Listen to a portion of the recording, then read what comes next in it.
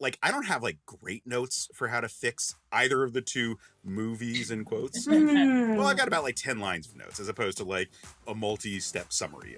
You have notes, I just have rage. So, like, you're a step ahead of me. Seething isn't quite the right word, but like, rage is accurate. Yeah. I mean, like, there's just the profound wrongness. Welcome to Certain POV's Another Pass podcast with Case and Sam, where we take another look at movies that we find fascinating but flawed. Let's see how we could have fixed them. Hey everyone, and welcome back to the Another Pass podcast. I'm Case Aiken, and as always, I'm joined by my co-host, Sam Alisea. It's good to be back. Yeah. The SAG strike put us on hold for a while during that whole phase. So we're coming off of a stretch. We had some banked episodes going into it, but we haven't actually recorded in a little bit. So we're rusty. We're sorry. Sorry if we're a bit rusty. But on that note, rust is Red. I'm sorry, I'm really reaching here on this one. Today we are joined by Red from Overly Sarcastic Productions. I come from the net. Hello. I truly cannot overstate how excited I am to be here because you invited me with just the finest honeypot you could have crafted to specifically get me on.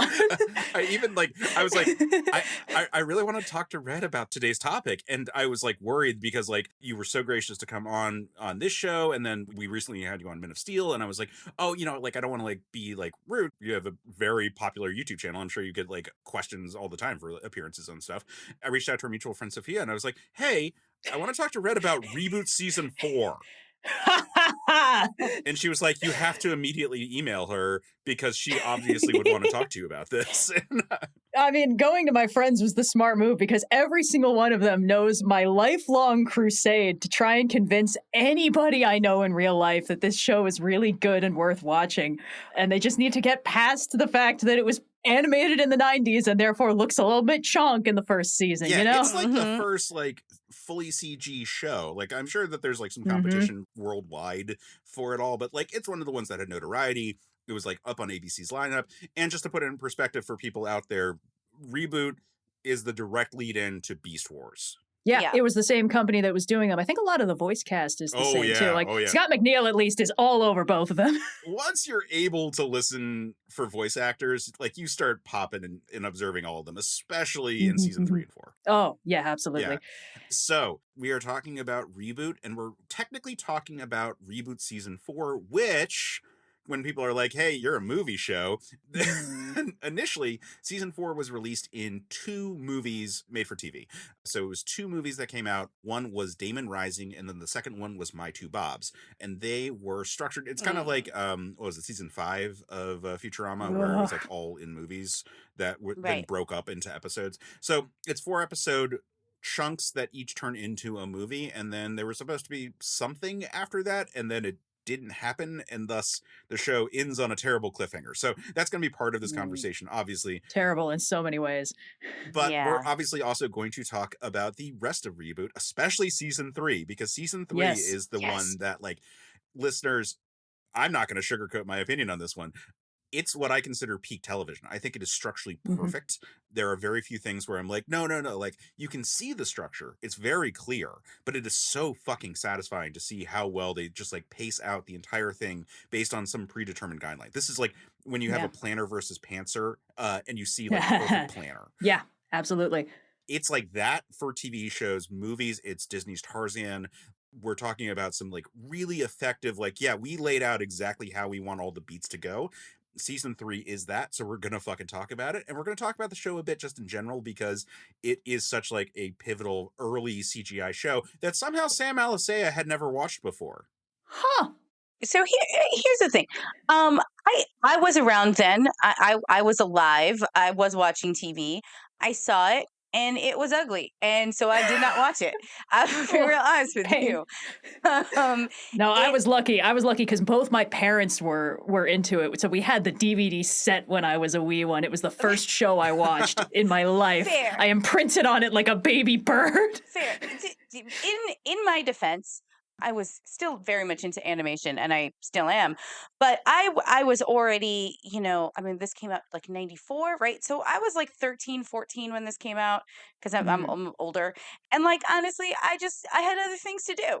Like if something didn't please me aesthetically, didn't have to kind of fall into that. Yeah, no, that is super The fair. uniboob did not help on the female character, which was a Disney thing I learned looking stuff up Mm. on YouTube Mm. when I had to do my Cliffs notes because I still think season 1 is very ugly, especially the facial expressions. They're awful, and I could not get over it. Weirdly, I think the season 4 facial expressions are somehow much less appealing than the ones in season 1. Yes, it's an uncanny valley situation. One is too Yeah. far away and one is too close.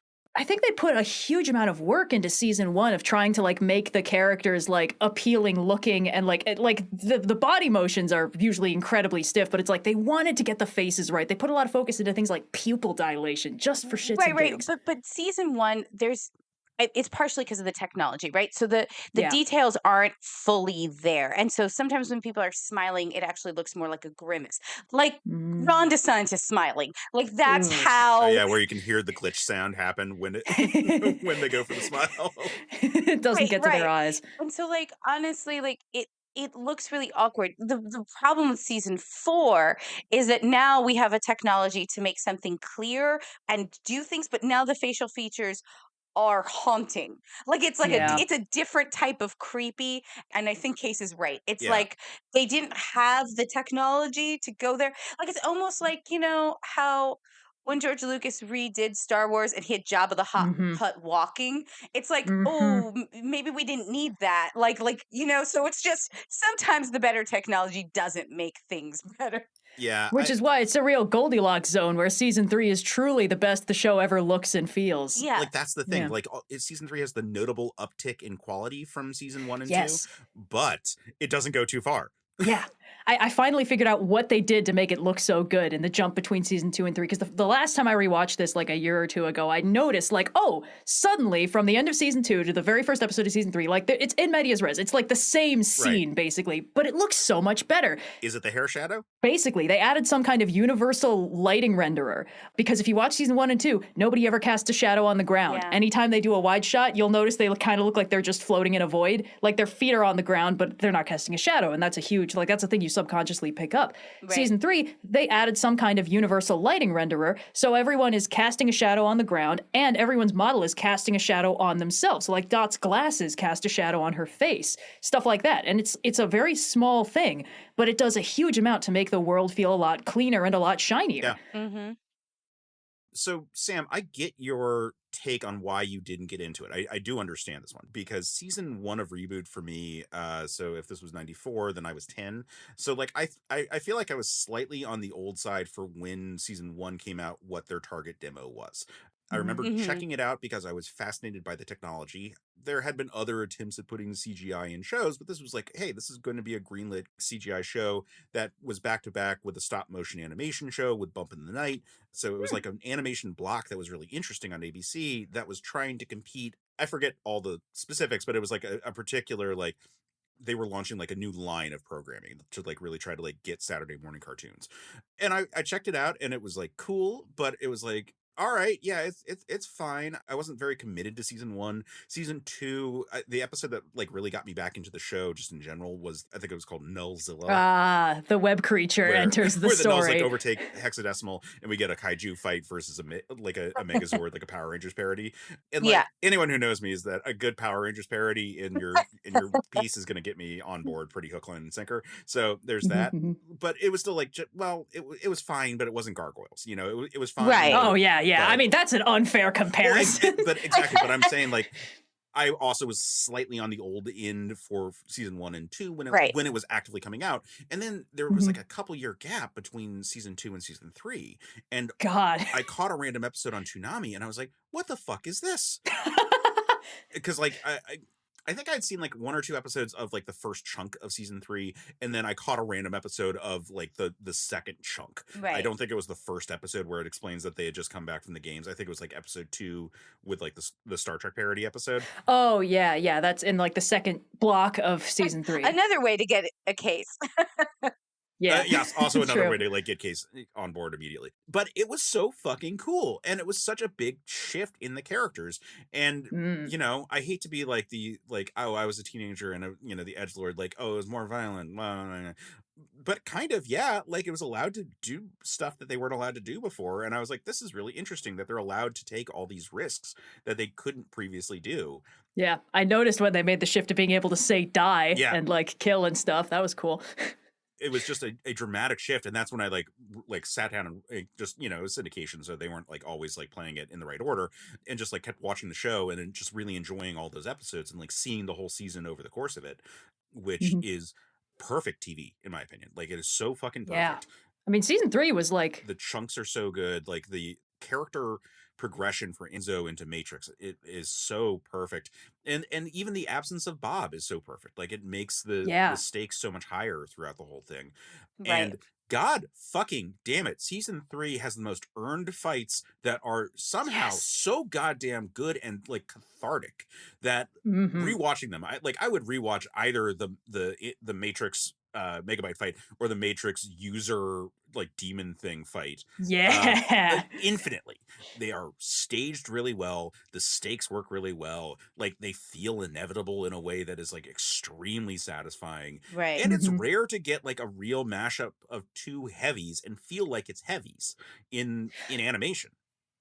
There are so many really interesting things about season 3 to me. Although I did want to real quick, because we were talking about like how we first watched it. When it came out in 1994, I had not been born yet.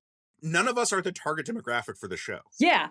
Yeah, And it's the thing really is, funny. I think what we had is like VHS tapes of like season 1 and 2, but they'd kind of already been old by the time like we were considering, because VHS degrades pretty quick. So like the ones we consistently had were the box set for season 3. So I watched that several times, and I didn't have as clear a memory of the context of seasons 1 and 2. And then when I got internet access, I went back and watched through it, and I was like, this slaps, and the context is so powerful. Because to me, Enzo was the main character of the entire show. Because I vaguely remembered Bob had existed. It's like but, super That's such a interesting. wild way to watch it. Yeah. Yeah, for me, like the fact that season 3 is the Enzo Matrix Power Hour made perfect sense. He was the main character of the show, and like Bob haunts the narrative so profoundly, especially for those first few episodes where like every time his name comes up, he's like an open wound in the show.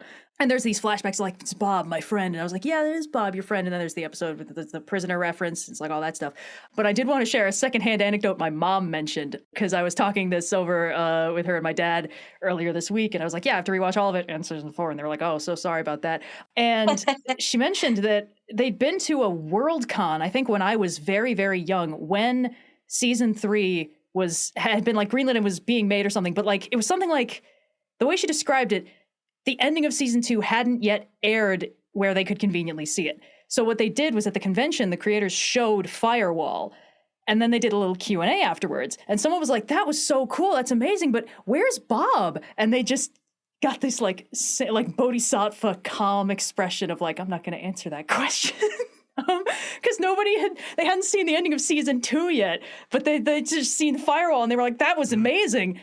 Where's the main character though? It's like they mentioned like Bob's not here, and it's like, yeah, but where is he though? Like they don't say in Firewall what happened. Right.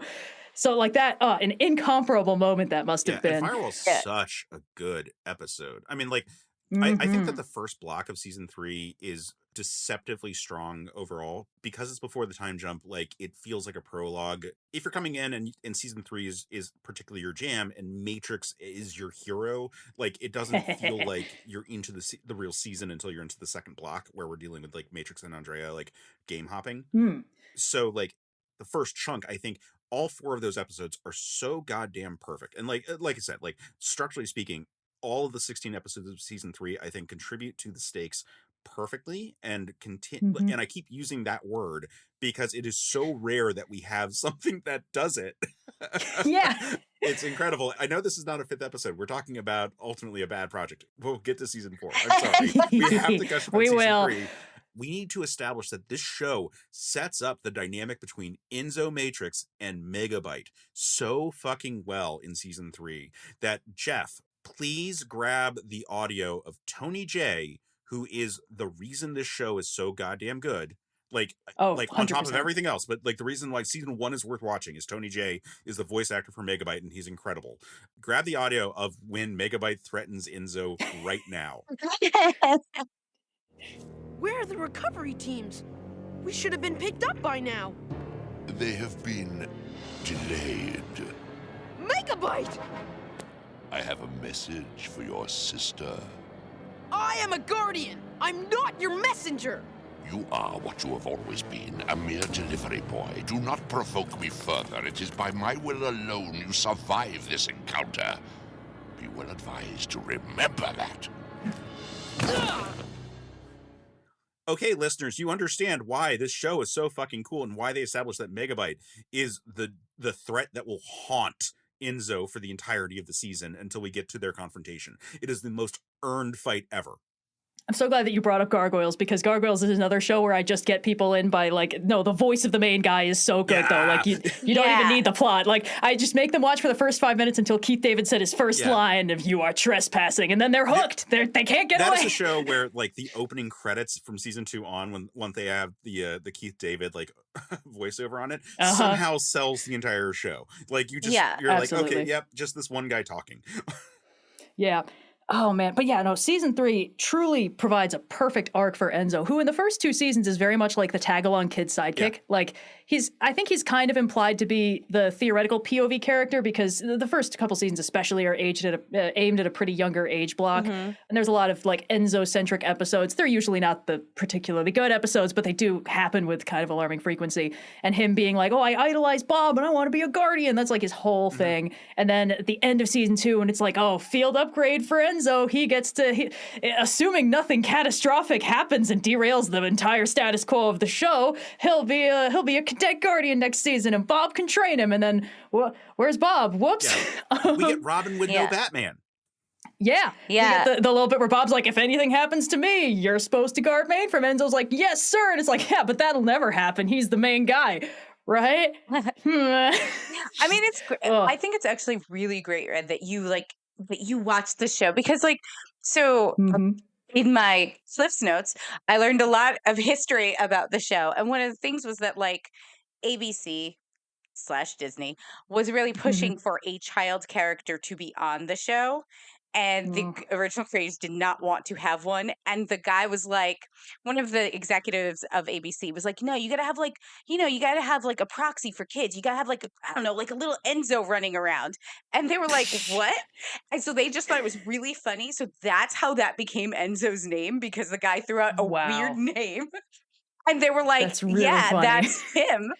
And so that's how Enzo was named, but he's supposed to be your proxy. So it's, I mean, you're a kid, right? So like it makes sense that he became the main character, and he is the main character of the third season. Yeah, for sure. fully. Season 3 is 100% about Enzo becoming Matrix. And what I think is so interesting is that, like, even when he's a kid, his characterization is very consistent with how he was characterized in the first couple seasons, which is he's very enthusiastic, he's very confident, and he's incredibly easily disheartened when things don't go his way. Yeah. And we see that in a big way in the first few episodes of season 3, because initially he's like, Dad, I'm a guardian. Bob said so. I need to go play games. And then as soon as like things start going badly and people don't respect him, he's like, never mind, this sucks. And it's all fun and games.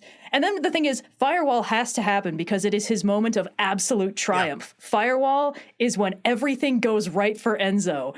And then it's like, we've got the viruses contained. Now all Enzo has to do is keep winning games. Well, what's that? Mortal Kombat? Oh no! And it's like nothing was stacked against him. It was just bad luck, and it completely destroys everything. And it's just this horrifying tragedy. And it only works because we've seen the way that Enzo like reacts to being built up and then being knocked down. Yeah. And what I love about that is that stays consistent when he grows up to be Matrix, where like he's still confident. This time he's actually like badass enough to back it up, but he still becomes incredibly disheartened as soon as anything doesn't go right. And notably, one thing that I think is really cool about his adult characterization is that anytime an authority figure scolds him, he becomes this despondent big kid again. Mm-hmm. Like, he'll just always be like, oh no, I disappointed Captain Capacitor or Bob. This is a nightmare. And he just like lumbers off. And it's like, that's heartbreaking because that makes perfect sense for this guy. Yeah, the dynamic of Enzo and Andrea in surviving in the games, aging up, and like they had this like plot contrivance that the game time, which Yeah. they set up in season 3, it was not a thing in season 1 and 2, but they bring it up enough times like pre the actual incident that you're not like totally surprised when you find out that like game time happens faster than regular time. It's the hyperbolic time chamber from Dragon Ball Z. If you like, Yeah, exactly. they will spend a year in a video game and it'll only be a day outside. And so they're older, and like, you know, they also do this whole like computer time thing, which by the way makes it mean actually opposite sense, because like wouldn't the video games be at the user speed, and the user speed is human speed, and they're like seconds or like months.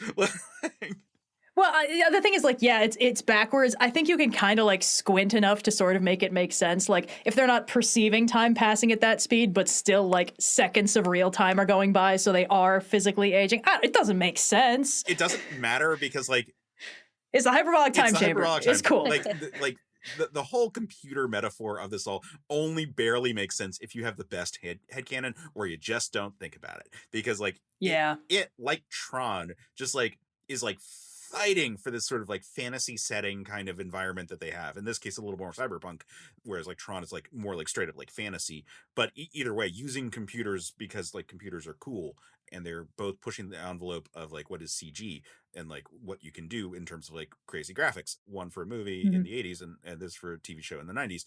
So the metaphor is there only for the barest of reasons. It doesn't matter. And that's why like season 3, where it's like, we all know enough about computers now that none of this makes sense. We're here for the cool story. Like that, like that's the point. Like they set it up, and it's like, cool, all right, fine.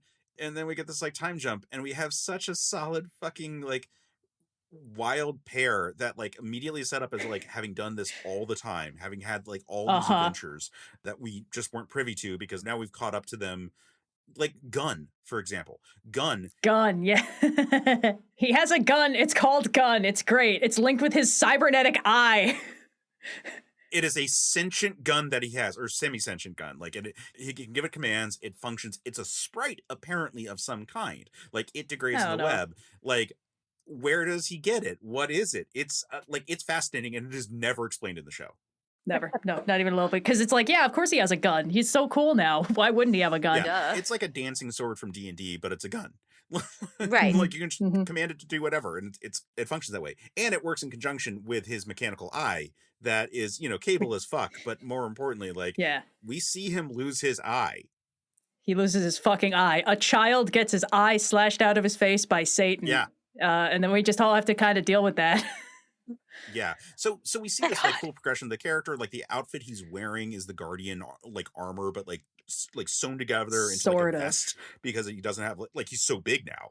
Well, what I like about that is, I guess the implication is like if he'd been downloaded to the supercomputer and, you know, gotten the Guardian training, he probably would have like grown up and gotten like an upgraded Guardian armor, but because he just had version 1, as he got bigger, like he still has the pants, the cadet pants, and he's just got one shoulder pad and then just like a tank top, and he's just doing his best with it. I took it as he took like whatever, like the Kevlar in quotes of the armor, whatever the armoring component, like the body just like armor. kind of reconfigured it to like cover just his torso, because he just didn't have enough of it, like enough material to cover the rest of his body, because he's so fucking huge. I don't know how much that really. I mean, yeah, that works. They are sprites. They can just kind of download new outfits. Yeah, like later stuff kind of makes it weirder, but like in this reality, it kind of it works. It's the post-apocalyptic time jump character version of Enzo. Right. And there is a little interesting note about that specifically, because I watched season 3 basically in one sitting. And of course, in the first block, he's like, yeah, that's right. I'm a Guardian. I finally proved myself. I'm a Guardian. The first thing we hear from Matrix is, I'm not a Guardian. I'm a renegade. Right. It's like, oh no. All of his dreams have been dashed, and he's just okay with that now.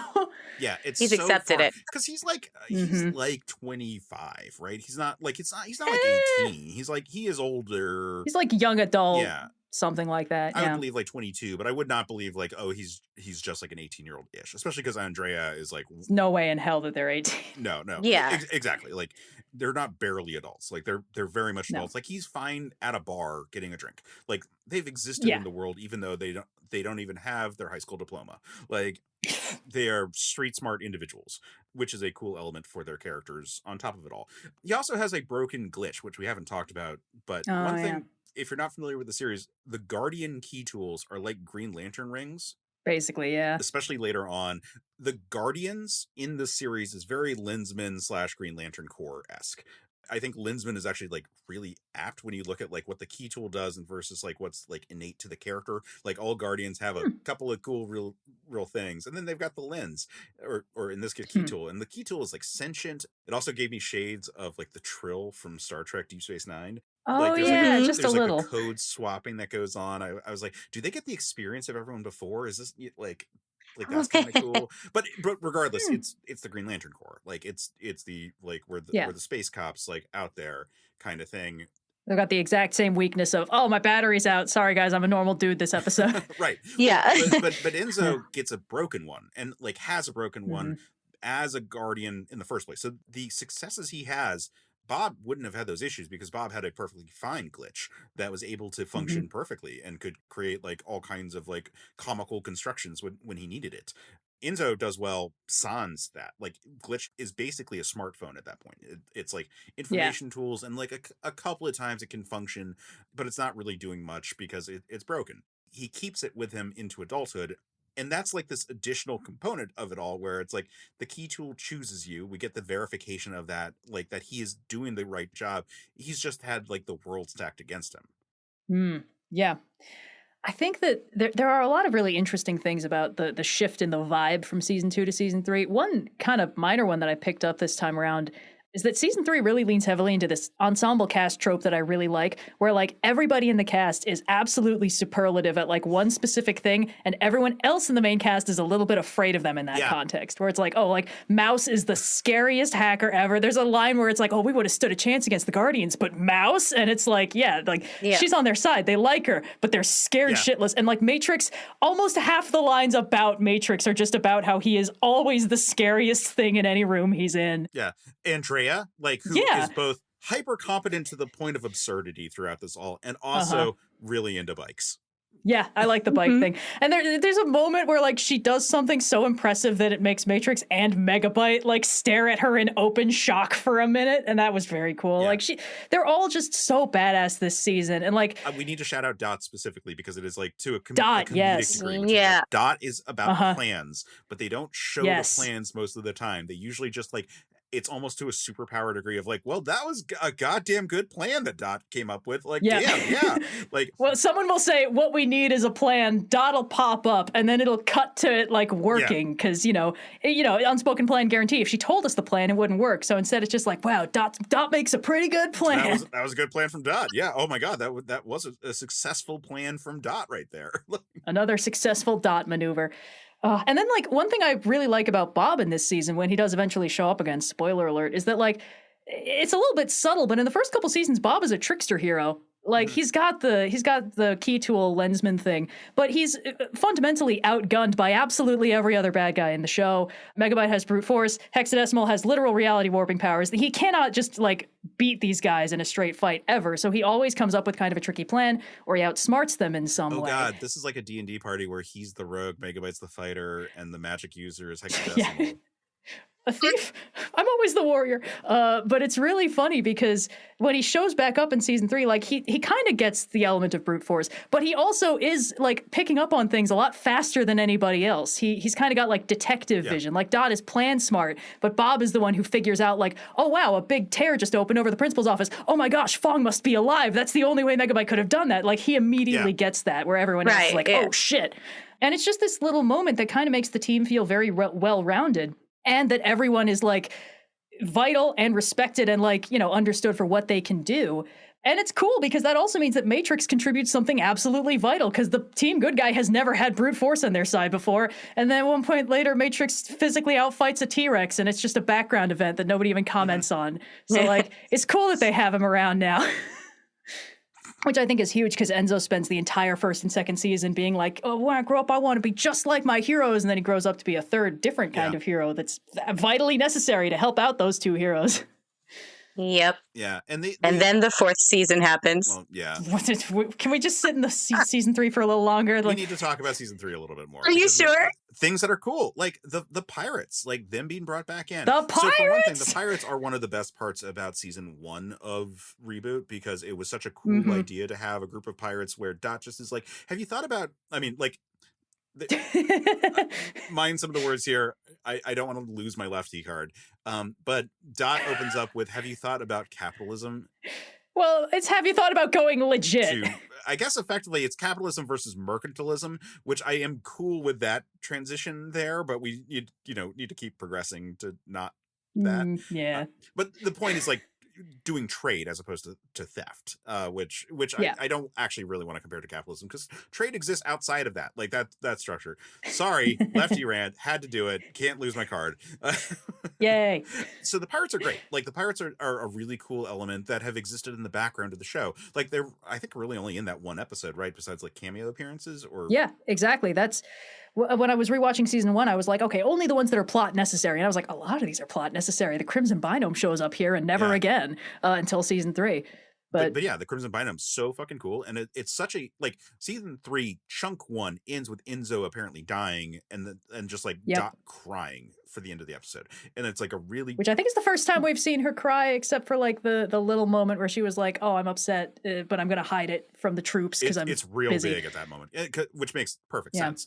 Yeah. Then the chunk from section 2 of season 3 into 3 is we get the Turbo like encounter, so we get like a big info dump about the Guardians and all this stuff, and that's all really cool. And actually, we feel like The really Daemon good, foreshadowing, even though we know that there's a big super virus out there. But like, it's like, oh yeah, Turbo, he's still a friend actually, and not just like some kind of dick. Oh, I'm doing okay. Also, not that much time has passed, by the way. Did you realize that? We thought like all this time had passed, and like our friends were all dead at this point, but like it's probably only been like 2 weeks. Like, let's. I think the implication was it was on the order of a year. Yeah, there is a time jump for everyone. It's not. It's not nothing. But so there's that, and then we get the Crimson Binome walking in, and that's fantastic because like he's. Like, yeah, he was an enemy of Bob's, but what he was business partners with Dot, and Enzo is Dot's little brother. Like, it's a totally different relationship than what Bob had. And like Bob it would have still worked, but like Enzo was the kid that they all knew and they all like kind of liked. And so there's like also you have to deal with like the whole like, no, I swear I'm Enzo. Like, yeah. Well, oh man. I mean, if you just keep track of the different ways he says it's me, Enzo, through the course of season 3, you get a full picture of his arc. Because initially he's very much like, I left that weak little boy behind me. He sucked and was really annoying, and now I'm cool and awesome. And then he has his character development coma where he's like, wait a minute, am I literally becoming everything I've sworn to destroy in the effort of, trying to become strong enough to destroy? So good. One of the best goddamn episodes, by the way, that like completely you could cut out and lose nothing of the plot, but like it is perfect character development. I keep saying perfect because the season's that goddamn good, and that, Sam, is why we're not moving on to 4 yet. We have to eventually get to 4. We do have to eventually. I am just telling you that we are supposed to be talking about 4, and I am getting anxious that this is going to become a Man of Steel episode. A lot of season 3 is written by Marv Wolfman. I wanted to say that. Marv Wolfman wrote a lot of season 3. I thought that was really cool because I was like, what happened with season 4? I was like, no Marv Wolfman. And none of the writers from season 3 wrote season 4. That explains it. Yeah. But like the whole Matrix's internal arc and the fact that he's so self-destructive and so self-loathing is so interesting. And the fact that he's fully the focus character of season 3 means all that gets to be explored. I'm bringing this up because I don't think they knew what to do with him in season 4, even a little bit. And because he's my boy, he is, again, for me, he was the main character of the show. So like the changes they made it very clear, like, oh, this batch of writers just doesn't know what to do with him because his arc perfectly resolved at the end of season 3, and they just kind of have to pretend that didn't happen. Here's why it's important that we like actually like nail out everything about season 3, because season 3 ends so well that season 4 had a really, really steep hill to climb if it was going to try to like live up to anything from season 3. With that said, season 3, so we get the most cathartic beatdown of a character. Like Megabyte is awesome. He's voiced by Tony Jay, who is an incredible voice actor, but it's not that. Like Tony Jay did like a bunch of cartoons. He was on the Mighty Ducks cartoon, the one where they're alien ducks. Like, and he's a dragon enemy of theirs who faces them faces off against them through both sorcery and hockey. Like just so we're Man's all got clear range. about what like Tony J. appears Just to the be. most rad role ever. But Go on. he's amazing in this role. And Megabyte is like a Thanos style, like full on, or really a dark side style. Like he can infect and he has armies of people, but he's also a bruiser and he's really smart. And I think that's a really nice combo, like that brilliant bruiser situation with this amazing voice actor who they make jokes about how like erudite he is. Like it's so goddamn good. He's so Like polite. how just like enjoyable he is in every scene. Again, season 1 is watchable because Tony J is such a good main villain for the series. Agreed. Megabyte, one thing I think is really interesting about him is that the way they designed him is clearly like he's the lawful evil to Hexadecimal's chaotic evil. There's at one point she actively tells him like, oh, chaos will always triumph over order. It is the way of things. And it's just like, okay, so that's their archetypes. He's lawful evil. She's chaotic evil. She just does unpredictable things, like truly unpredictable. Like her main consistent character trait is that she's in love with Bob and she helps launch him into the web at the end of season 2. She doesn't care. It's really funny. Yeah. But Megabyte is lawful evil. He makes plans and schemes, but he's also physically incredibly imposing. And throughout season 1 and 2, you kind of get the vibe that the power balance of Mainframe is much more delicate than anybody would want it to be. Like any one thing happens and it risks a complete system conquest by Megabyte, probably. If Bob wasn't such a brave face, it would have a totally different vibe, which is what season 3 is. Well, that's the other thing. Like, Bob is legitimately a ridiculously competent warrior. He just doesn't have, like, brute strength on his side. Like, one of the things they show routinely is that he's really good at winning games. Like, he's incredibly, like, episode 1 actually does a remarkably good job of just establishing everybody's character really quickly. One of the first things they show about Bob is that, like, Dot, who is the smart person who we've seen to be very competent, is like a little bit nervous doing this flying game, and Bob is just completely unbothered and unworried, just, you know, making his way through this game. He's trained for this. He is an incredibly competent and cunning warrior. He makes it look easy. And then in season 3, it's like, oh no, Bob was doing a lot to make this not a disaster 100% of the time. And there's one thing I think is crucial with the Megabyte Bob dynamic, which is they don't have any of what I call villain chemistry. They just don't like each other. There's none of that like, oh, we're the opponent. You are the only, you know, my murder soulmate. There's no like Megatron Optimus Prime thing. There's no Magneto Professor X thing. They just don't like each other and wish the other one would stop doing whatever it is they're doing. And the personal dynamic that you get is between Megabyte and Matrix, for whom this vengeance thing is incredibly personal and incredibly emotionally motivated. But like Bob basically isn't there for that entire final chunk of the season 3 final battle. It's just Megabyte and Matrix one-on-one, because Bob doesn't need like an emotional final showdown with Megabyte. They've just been trying to make each other stop doing what they're doing. Like, there's no vibes in it. He's not even like, I'll get vengeance for getting shot into the web. That's not Bob's vibe at all. He's not a vengeance-y guy, which is part of, again, I'm planting for what we pay off in season 4 when we talk about what went wrong. No, Bob he becomes like this messiah figure when they like finally find him. You know, it's a quest to find him out in the web. And it's so cool that we get this like whole like pirate, like works, you know, big voyage kind of thing. Pirate like, spaceship. It's all so fun. We get back to like then the destroyed mainframe with Bob, who is merged with this key tool, and it's, you know, has this brilliant like Silver Surfer kind of literal like paladin white knight kind of design to him all. Yeah, he's kind of Odysseus. He went missing and he's come back. When he started doing the "I come from the net" monologue, when he brought them towards the tear, I tear up every time. I can't explain this to anybody who hasn't watched the show.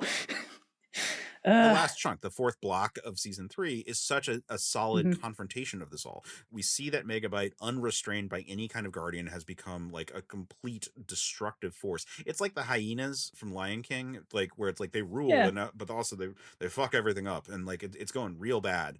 We see the consequence of losing games, and it's set up like the first episode of the 2nd block, the one that introduces like the time jump for Matrix and Andrea. We see a system where like they keep losing games, and we see what happens if you don't. I mean, it doesn't make any sense from a computer standpoint, but but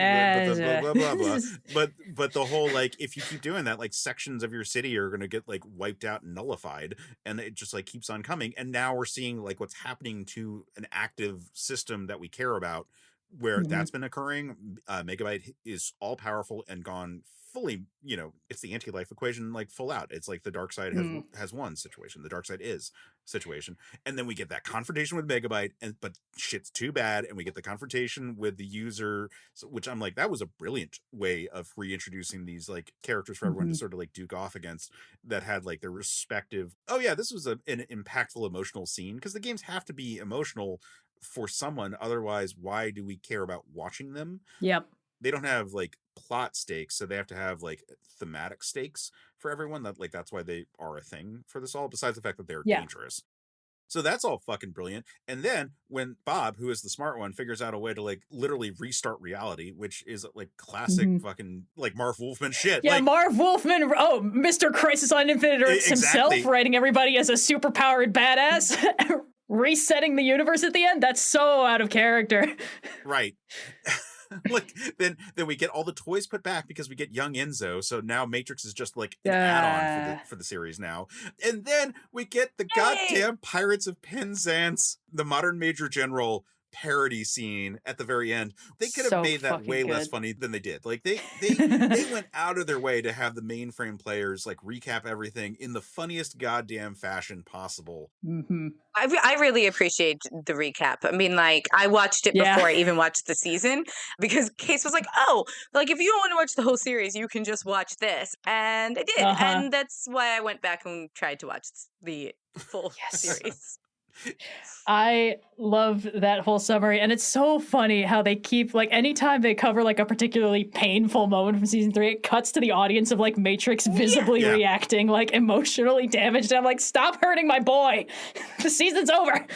Well, and then we get all the photos and everything's great. Everything is alphanumeric, like, except there's a couple dangling plot lines. So we introduced the Daemon thing in this season, but we also introduced the Gigabyte thing in season 2.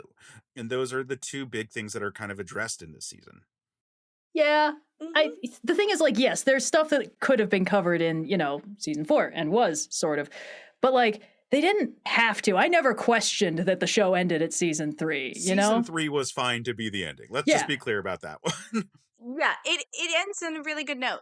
And they were good enough at being like, oh, they've been having all these off-screen adventures, that I could just believe, like, oh yeah, they're like, we gotta save Bob so we can stop Daemon. Well, we saved Bob, so then I guess they stopped Daemon. The end. Like, I could have just assumed that was what happened. Do you know what the kill count of Matrixes versus Virus is? Like, I will say one thing that is a little bit weird is that he does spare Megabyte at the end of that fight. Like, okay, it's only weird because of season 4, but please go ahead. I don't think actually season 4 is what makes it weird, because I always felt it was weird, like, just watching it, which is that, like, he has killed way too many viruses that have like legitimately been a huge problem for him, and like we've established the type of code you are can be a thing. Like he doesn't have that relationship with hexadecimal to really kind of like shift his opinion on this whole thing. Like, I appreciate that he has concern about sentient beings' life. Like, I think that is good, and I think that makes season 4 bad. But it's also, he is very clear that Megabyte has done so much terrible stuff for to him and to the system and everything, and is so goddamn dangerous that it is a little bit weird that he doesn't just like finish it. I guess. I love that moment so much. Only because I don't see the contradiction, because there is this innate coding difference between them all. And he doesn't have like a Bob sequence of being like, no, the arguments about like hexadecimal with Daemon in season 4 is a way more compelling thing that I think that Matrix would have responded to. I just don't think he ever had that scene in season 3 that would make him be like, oh, all life is sacred.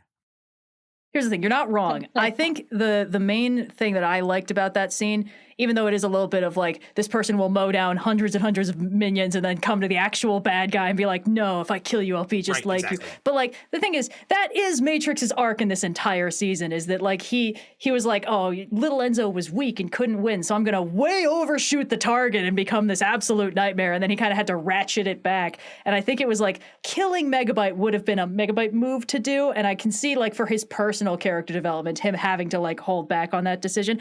And what I like about that decision is that he makes it in complete isolation. Like, Andrea sees it happen, but he doesn't like see her and be like, oh, maybe I shouldn't stab him in the face with this trident. He like makes that decision independently, and then she rocks up and is like, I approve of this decision. But the thing about the morality of deleting viruses is that the show itself becomes inconsistent once season 4 starts. And they establish that Bob is the exception to the Guardians and not the rule, which I don't like very much. Because in season 1 and 2, the vibe, because Bob is the only Guardian we meet, really. So the vibe is like, Bob must be representative in general of what Guardians are kind of like. And there's a bit in one of the episodes where, like, Megabyte gets stuck in a game and he's, like, in a tar pit, like, literally sinking, and he's gonna die. And Bob is like, I'm gonna go rescue him. And they're like, are you kidding me? We rescue Virus? And he's like, I guess I can't go against my programming. And it's like, okay, so Bob's programming to, like, rescue people is presumably a Guardian thing. And then in season 4, they very suddenly start being like, oh, Bob, your radical ideas about not shooting all viruses in the face are super weird. And it's like, no, that's not right, because in season 3, the fact that Matrix was constantly shooting viruses in the face was, like, shown to be like an unhealthy coping mechanism that he developed and not very Guardian of him. I think that would be the argument. If the Guardian code specifically prevented lethal action, that I think would make that more of a compelling case. I just don't feel that, like, they have sold me at the spot of the fight. And the fight is so cathartic and worth it. Like, I'm like, there's nothing wrong with this fight. And even that ending, like, I can see how you're, like, I can see why you take it that way. And, like, then the next episode, we also get the equivalent fight where he fights the demon thing that cut out his eye, and he kills it no hesitation, because it's not a sentient thing. So it's not like he goes soft in that scenario. It's just like, it does feel like this is a moment where we're conceding to, like, more of, like, the child fiction that the show has roots in, which is the only bummer on that one. Because, again, we just didn't see a scene where, like, either Bob or, like, his Guardian code or anything was the thing he was at, like, odds with throughout the season. Like, while he does see himself as a renegade, again, it doesn't really fucking matter. The show is fucking perfect. Like, we're talking about, like, we're talking about, like, towards infinite on a 99.9999999 exponential, like, curve right here. Like, we're talking about, well, that's why it's like a 0.1 repeater, that it's not like, not perfect. But, like, I'll defend that moment to the death. I absolutely love Matrix's entire arc, and I love where he ends the arc in a very, like he's still an incredibly badass person, but he's a little bit less internally tormented about it, which is why I was immediately miffed with season 4, because part of what they didn't know what to do with Matrix about is that they, like, ratcheted his character development back half a season. God to the point where, like, he's at his absolute most angry and aggressive and shoot first, ask questions never, and it's like he's a caricature of his former characterization, and he's so layered in season 3. Like, he's not complicated, but he is layered. And then in this one, they're just like, oh, he's big and loud and he shoots things with gun and missile and he's mean. Yeah, he is really mean, season 4. He's, like, mean to Bob, which is, like, the one person aside from Dot who he should never be mean to, because that's his hero. He's insecure is a big part of it, in a way that he is not in season 3. Like, even at his, like, biggest moments like that, again, he can be, like, sad boy when, like, you know, parental authority figure, like, speaks out to him, but, like, he knows his capabilities. He's never, like, trying to prove himself to not be young Enzo anymore in the same way. And it's even worse because he fucking fought Megabyte and dented him with one punch. Like, he's so bad. All the vindication he ever needed has already happened at this point. So here's my general thoughts about the two movies for season 4. So Daemon Rising, 4 episodes. I think all the beats are right. I think that, like, the general structure of what we were going to see was some sort of, like, super virus plays out about the way that it needed to play out, all things considered. I think that the quality of writing has gone down tremendously, like, just from the point where Bob responds where it's like, we have to help Enzo fight the Guardians. He's like, Guardians? Like, he fucking knew. That's the entire, like, that's just a plot hole at that point. There are many of them in this season. It is absurd that he wouldn't be aware. Now, look, in terms of all the things they needed to do to downplay the level of competency that they already had, because, like, look, Mouse is the greatest hacker, as we've established. They have Hexadecimal on their side, who is a Magneto style or, like, other kind of, like, just full-on caster villain. She's a little Scarlet Witch. Yeah, also Scarlet Witch, but also warper. Like Superman. Like, the fight with Daemon that we get later on is very much a Men of Steel kind of fight, or Man of Steel kind of fight. That was pretty rad, to be honest. Yeah. They didn't need to give us that, but they did. It's real goddamn good. And, like, her power levels is absurd on purpose. Like she's supposed to be, like, and she's hilarious. Also, all she's true. So funny. Hex is the best part of any scene she's in. We've got Bob for sure. fused with Glitch, which is, like, implied to be super powerful, even though the main thing that we see him do is create portals. But portals are important because, like, we're talking about, like, dimensional warfare effectively here, or internet warfare. Yeah, there we go. Internet Yeah. net systems of some Um, kind. We've got Matrix, who is like super badass. We've got Andrea, who's super badass and competent to a level of like absurdity. Yeah, they're just shipping them off to be super badass elsewhere because they're too badass for mainframe now. Right. Everyone needs to either get nerfed or like pulled off to the side because they're just like too goddamn good. And so like having Hexadecimal overuse her powers and then be converted into a sprite is effectively fine in terms of like the beats. And having Bob have the glitch merge fail is also effectively fine. I think that makes a lot of sense in terms of like, well, if you need to depower him, that's a way to do it. Him being like, what? The Guardians is so goddamn dumb.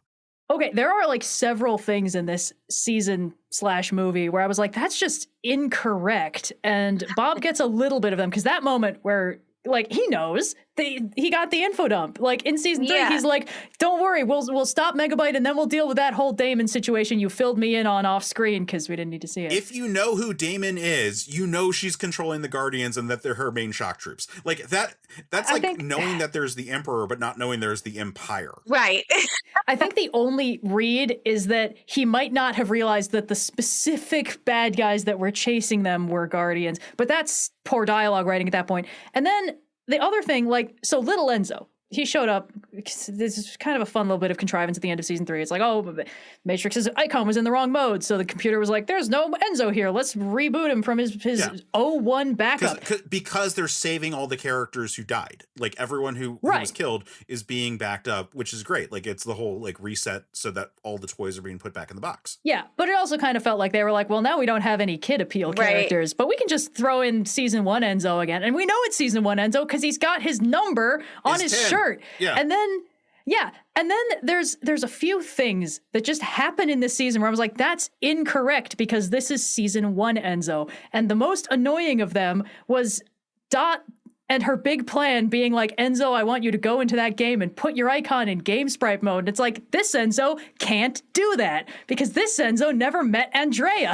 Well, and unless you off screen gave his icon the power to do that, which has never been established. I think that they establish it when they figure out how Andrea can like reboot. It seems that at that point they all have the ability to go game sprite mode. Well, like Enzo didn't have that power before that point. He just like Andrea just was a game sprite, and then all of a sudden they had the ability to go into game sprite mode. And I think like Mouse figures it out and they just like spread that info. Well, but that feels like something that they probably should have said because the implication I always got from that. It's not clear. Like, and more importantly, he doesn't have Glitch. He doesn't have Andrea with him. Like, Andrea is a game sprite who's able to save anyone through this thing. He's got Hack and Slash, which, like, look, I love their redemption arc throughout this whole thing. Like, they are bumbling idiots in a way that I'm like, no, but you're good boys. Like, I'm fine with all that. Yeah, they're fine. They're fine. It is true that it's like, well, how is he going to survive the games? Like, yeah, he's got Frisket, but, like, Hack and Slash do not an Andrea make. No. Also, we spent the entire previous season establishing how horribly tragic it is that Enzo became Matrix. And then Dot, her plan is like, I'm going to make Enzo do that again on purpose this time. It's like, I don't think Dot would ever willingly do that. And, but sorry, the icon thing really bothered me because the implication I always got from Enzo and Andrea is that like their icons were kind of sharing code in some way. Because we'd never seen that he could do that before that. But when he did it, my read on it, when of course I was a wee one, was like, oh yeah, because they kind of had like a little mutual download thing to give her icon the ability to like be like his. I don't know. They have like a scene like that though. I don't know. It doesn't really matter. Like one thing that does bug me is that he's always in game sprite mode throughout the entirety of the season. Yeah, that feels really risky. Like what if a game comes down and he just gets yoked for a while? It's very strange, and like they never talk about it, and like because it was like very on purpose every time he changes his sprite icon in season 3. Like every single time matters, including when he shows off how he can do it, so that it matters when Enzo is. So it's set wrong, yeah. Or rather, young Enzo is like rebooted. In this season, he's just always in game sprite mode, except for like when he goes into a game, he switches it back and then transforms, or he has the one moment where it matters, where he goes back into Guardian mode and like clears out the Daemon virus, which I think is a good scene there, but it's just like, well, why is he always fucking in this mode? Like it is very specific why he goes into that mode. I mean, realistically, the reason why he's in that mode in season 3 is so he can be infected while he's in Game Sprite mode, and then he can just boop, and then he's in Guardian mode, and it fixes it immediately. But it's just always that way. And like he has several games where he does it and then just goes right back. Like have one scene where he has to explain it or where he has to travel that way. This will get into like my pitches for like what we're talking about. But like the thing is that like Daemon Rising is just poorly written. Like the drama that they're facing, the tension that they have, like the call outs to like stuff, it's annoying. But it does set up like all the flashbacks in this I actually rather like. I like seeing Kilobyte turn into Gigabyte and having them get split into like yeah, it's kind of cool. But the thing I mentioned with season 3 and season 1 and 2, Bob and Megabyte just being very like professional enemies, like they just don't like each other. They just want the other one to stop. The idea that they added that Bob now has a tragic backstory, dead mentor thing, where like he came to Mainframe in the first place because he was tracking the virus that killed his partner. And then he just decided to have wacky shenanigans and a guitar duel with him later. It makes season 1 retroactively make no sense. It's like whenever they try and do a prequel that's like a darker tone than the lighthearted original, version of a long-running series is like, if this retroactively makes the original thing not make any sense for the characters involved, that's not good. And like, they really make those flashbacks as like tragic as possible. And like, we know the stuff about Dot and Enzo's dead dad was like classic because they mentioned it in season 2 a little bit awkwardly, just kind of really quickly ramming in the exposition. It's strange how optimistic everything is in season 1 when then they like lay the seeds of like, also like literally a city, our adjacent city is all dead. Yeah, there's a reason why Lost Angles is just over there, exploded like that. But the idea that like, Bob and first met and she immediately assumes that he blew up the city is like, I just don't feel like this would result in the dynamic we have in season 1 between this trifecta of characters. And I don't think it was necessary to give Kilobyte/Megabyte this backstory. And I don't think it was necessary to start adding in this thing about like, Bob has this radical theory that you can redeem viruses and reprogram them to be good. Because that, again, it contradicts the way they've previously been written his kind of mend and defend characterization.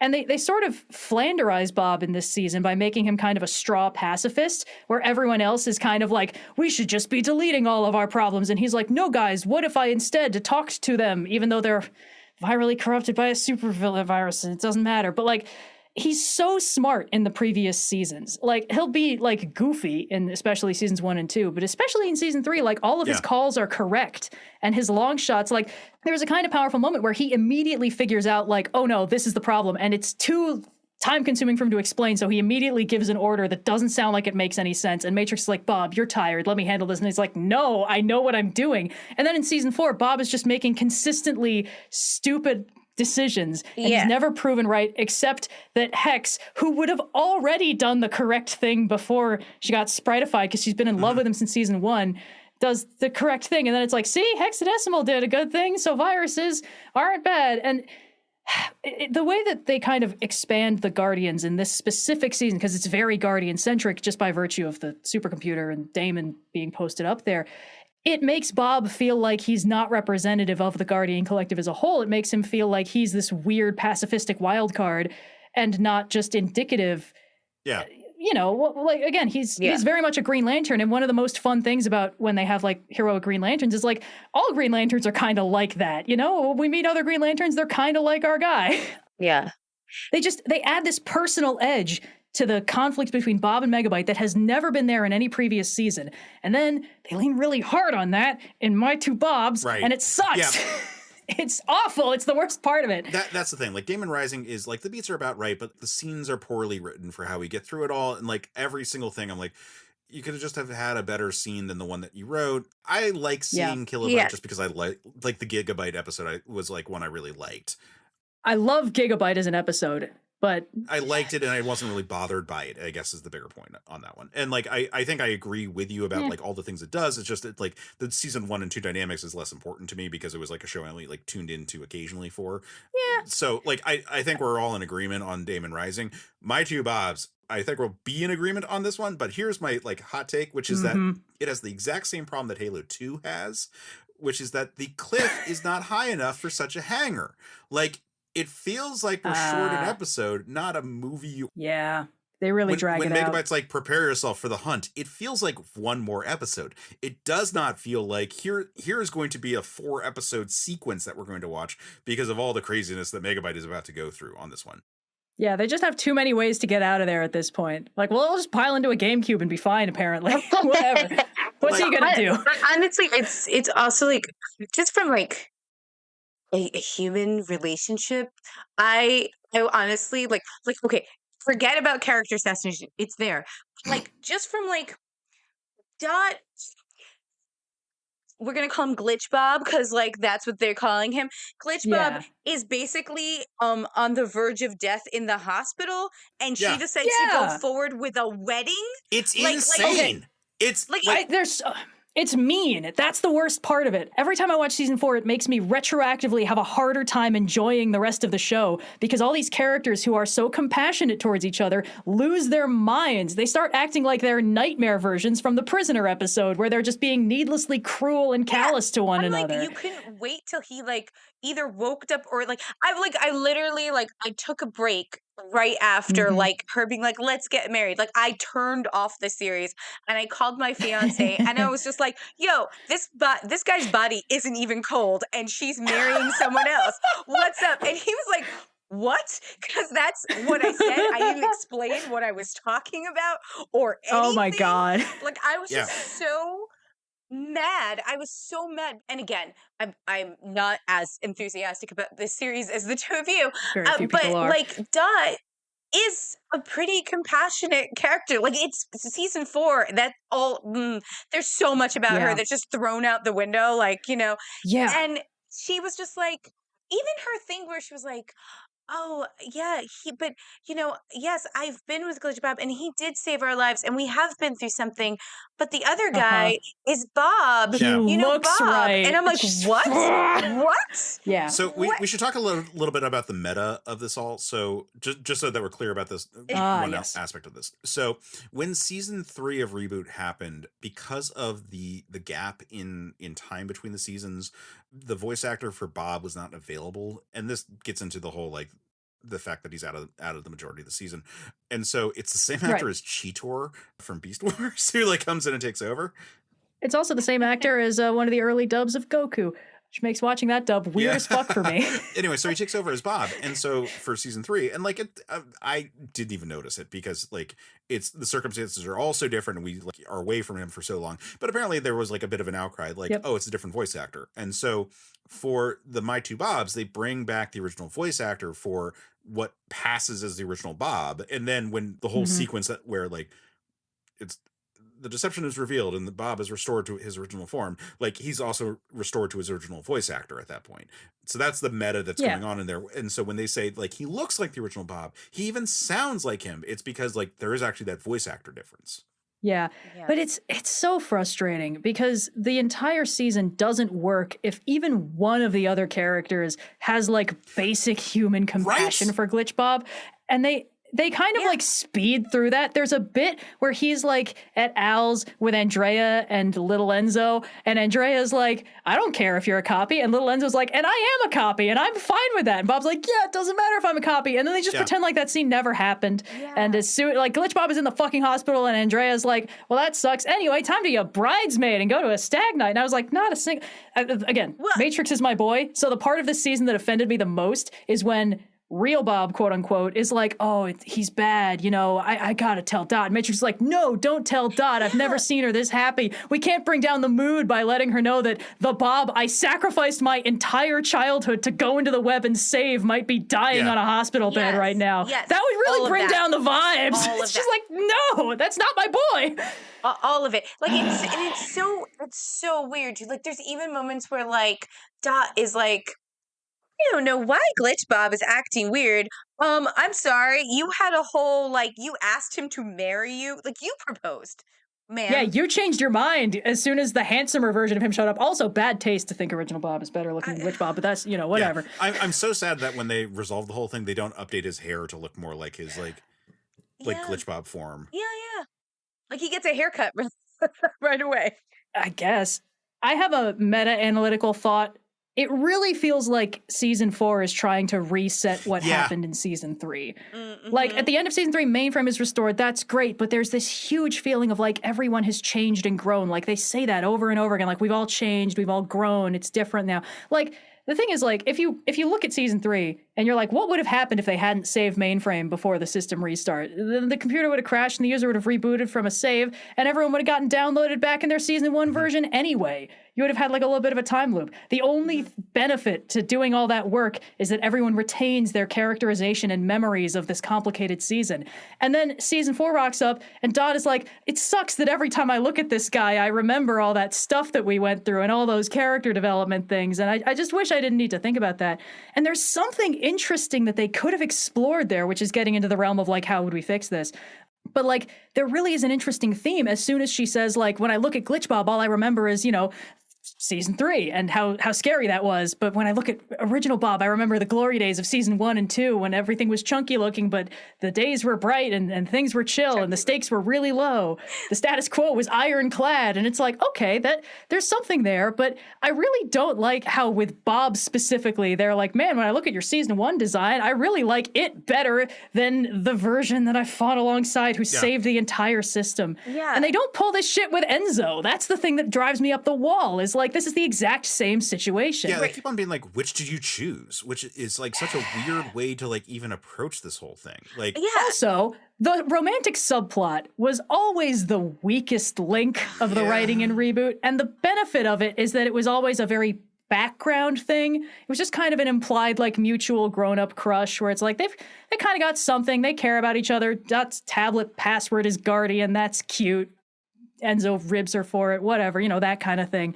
But it was never like these earnest declarations of love, and I never had the impression that it was going to end with a fairy tale wedding. And it's like, oh, we got to get Bob back from the web because we all like Bob and we miss him. And like, yeah, Dot's feeling it a little more than everybody else, but like we all care about him as a person. And also, like, the actual good romance is the Andrea and Enzo relationship. Like, and in that one, it's so cute as them which as is so kids. sweet. Like, and it's like it's so warm and like and chaste to a certain degree, but at the same time like there. And then like when they're adults, like it still works and they fight, but they work. Like it's such an effective relationship. And we don't see most of the writing on the establishing shots of the relationship. We don't see them come together. And I think we're better for it. Like we can believe this relationship without having to like, see it all. Versus like Dot and Bob, like you said, it's a work crush where they can't really like quite talk about it because of like extenuating circumstances, but like, it's fine. Mm-hmm. The goddamn wedding is so insane. Like literally, like they all behave so crazily about this whole thing. Like they're all like, oh, we have to go through all like a stag night. It hurts to watch. Sure, it's a cute joke with Enzo, like little Enzo having to plan a stag party. A party, yeah. But like the rest of it is just like it's pointless and crazy, and like the front half of let's jump the shark. 3/4 of the My Two Bobs could have been 2 episodes and it would have been fine, and then we could have had this whole thing like concluded instead of ending on a cliffhanger that is not compelling enough to be like, man, I hope the show comes back just so we can get the end of this. It's easier just to cut out season 4. Yeah, it's so easy because season 3 has a perfect ending, and you can just be like, and then they beat Daemon. The end. Poochie died on his way. Right.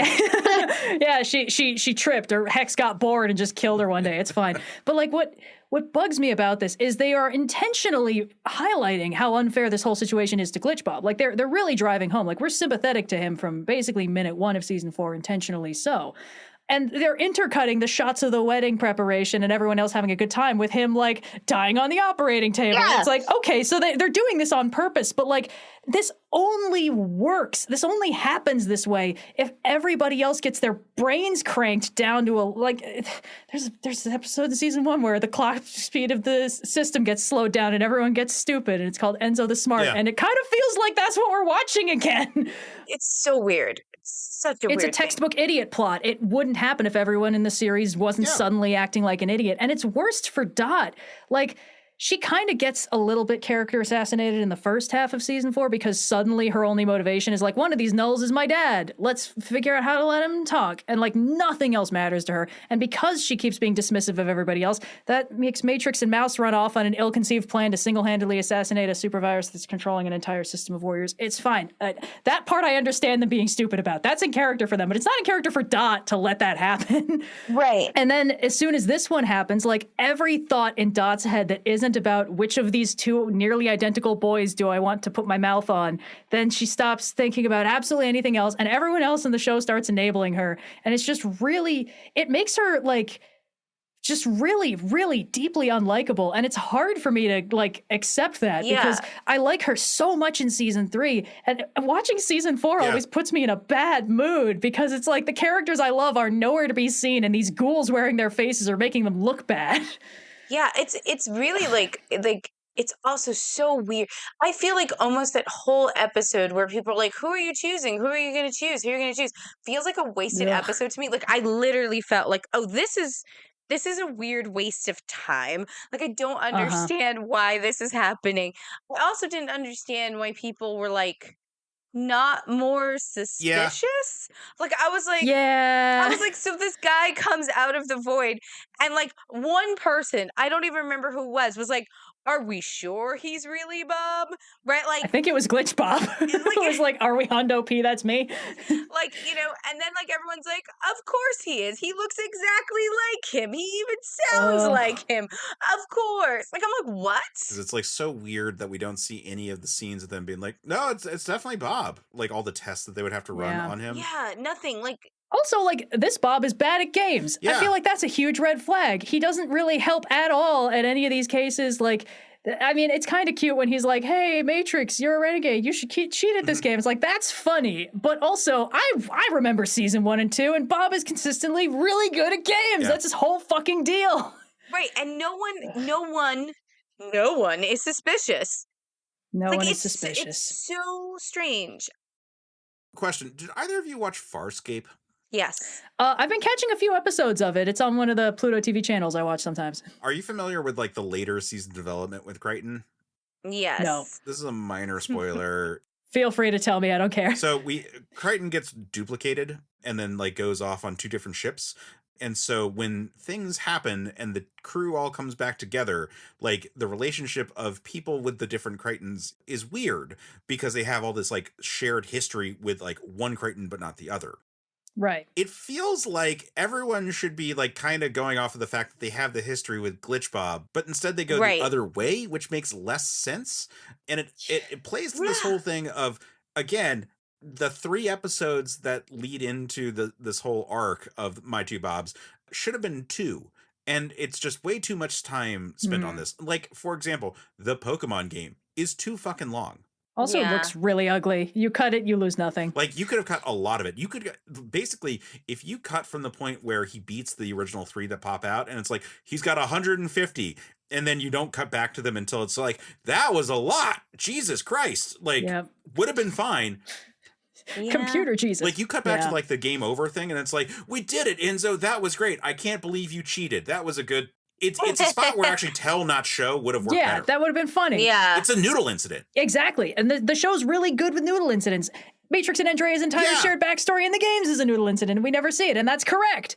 Like, yeah, everyone acts very stupid. Nobody's correctly suspicious. And everybody is just really dismissive of Glitch Bob. And also, in terms of just the overall weakness of the writing, like, all this is characterization stuff. And, like, Daemon was also weak on characterization. But, like, the beats of the plot were there. Like, they just kind of drop inconvenient plot points from My Two Bobs. Like, mostly, the ending of Daemon Rising, Glitch Bob is literally dying. He just overtaxed his powers in a huge way. And then as soon as we cut back in, he's fine. Because if he wasn't fine, Dot might feel a little bit bad about completely abandoning him.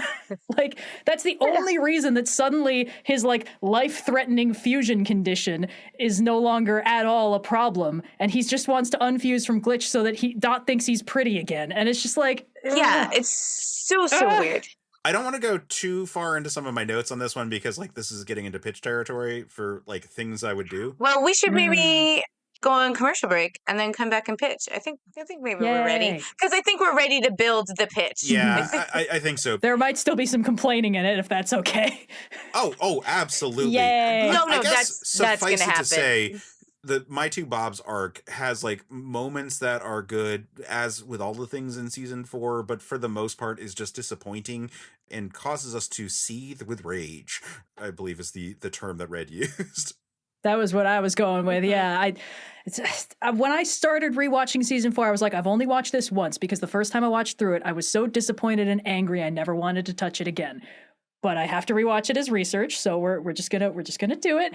And I was like, I don't know which outcome I'm dreading more, that this is exactly as bad as I remember it being, or that I've been needlessly harsh on it and it's actually okay. And like initially I was like, there are good parts of it, but the more I thought about it, the more I was like, no, I was right the first time. This is awful. This is a travesty of writing characterization. Yeah, so why don't we allow for us to all go inside of a game and level a few cycles or whatever the term they use while we shout out one of the great shows on our network. And when we come back, we'll have leveled up into full on just call me Aiken kind of mode, so that everyone knows that we mean business when I look at you with my one good eye. Video games are a unique medium. They can tell stories, Immerse us in strange, fantastic worlds. blur the very boundaries of our reality. But at the end of the day, video games are fun. Whatever fun is to you. I'm Jeff Moonen, And I am Matt, a.k.a. Stormageddon. and on Fun and Games, we talk about the history, trends, and community of video games. It's a celebration of all the games we play and all the fun we find within them. And there's so many more games out there, so we hope you'll share in that conversation with us. Fun and Games podcast with Matt and Jeff. Find us on certainpov.com or wherever you get your podcasts. And happy gaming. And we're back. So we were having a hard time not like kind of getting into pitch territory on this one. Can I take a first swing? I know I normally have a rule. We have the rule that I can't go before Sam, but like, can I just like throw mine out? Please. Absolutely, you can. Because I will. You know what? Listen, I'll tell you my pitch right now. Don't make a season 4. No, you go. That's a fair one. Hey, It's a same hat. really fair response because season 3 ends so perfectly, where it's like, yeah, there's a couple like plot threads that we haven't gotten into. Who's this Daemon? What was up with Gigabyte? Whatever. What was that black thing? They could be noodle incidents too. We don't care. Yeah. We already got that resolved. It was a web creature. We know this. It turned into the big thingy, and then they did it's why Bob gets shot into they'll space. continue to go on forever in your imagination, and it's fine. Yeah. It's fine. It's good. You ended on a musical number. Everyone's happy. We are good. We are good. A literal yeah. photo finish. Daemon Rising, most of my notes are just like, God damn it, it's just better writing. Like, Matrix is a petulant child instead of a scarred warrior. Like, he should be competent. Like, he has literally faced his greatest fears, both of them, and like overcame them. There's no better therapy. He does not need it at this point. Like, he's allowed to just have like done his arc. Like, he does not need to have a new arc of being like, Worse, it's the old arc. I have a very specific thing to add to that, if that's okay. yeah, go for it. The fact that his entire arc is he's a virus hater. He's like, we should delete viruses. And it's like, you literally, like, you complained about this, but he literally solved that at the end of season 3 when he was like, I'm not going to stab Megabyte in the face. And then when Hex is like, virus hater, learn from this. It's like, oh, is that what he was supposed to be doing? Maybe just get rid of that part entirely because it's stupid and he already fixed it. No, totally. Again, this is just one where like it just is not written well and you could just do better. Like, my biggest thought in terms of like actual changes is like, first of all, why does Mouse go with Matrix? I get it because of Surfer. Like, yes, sure.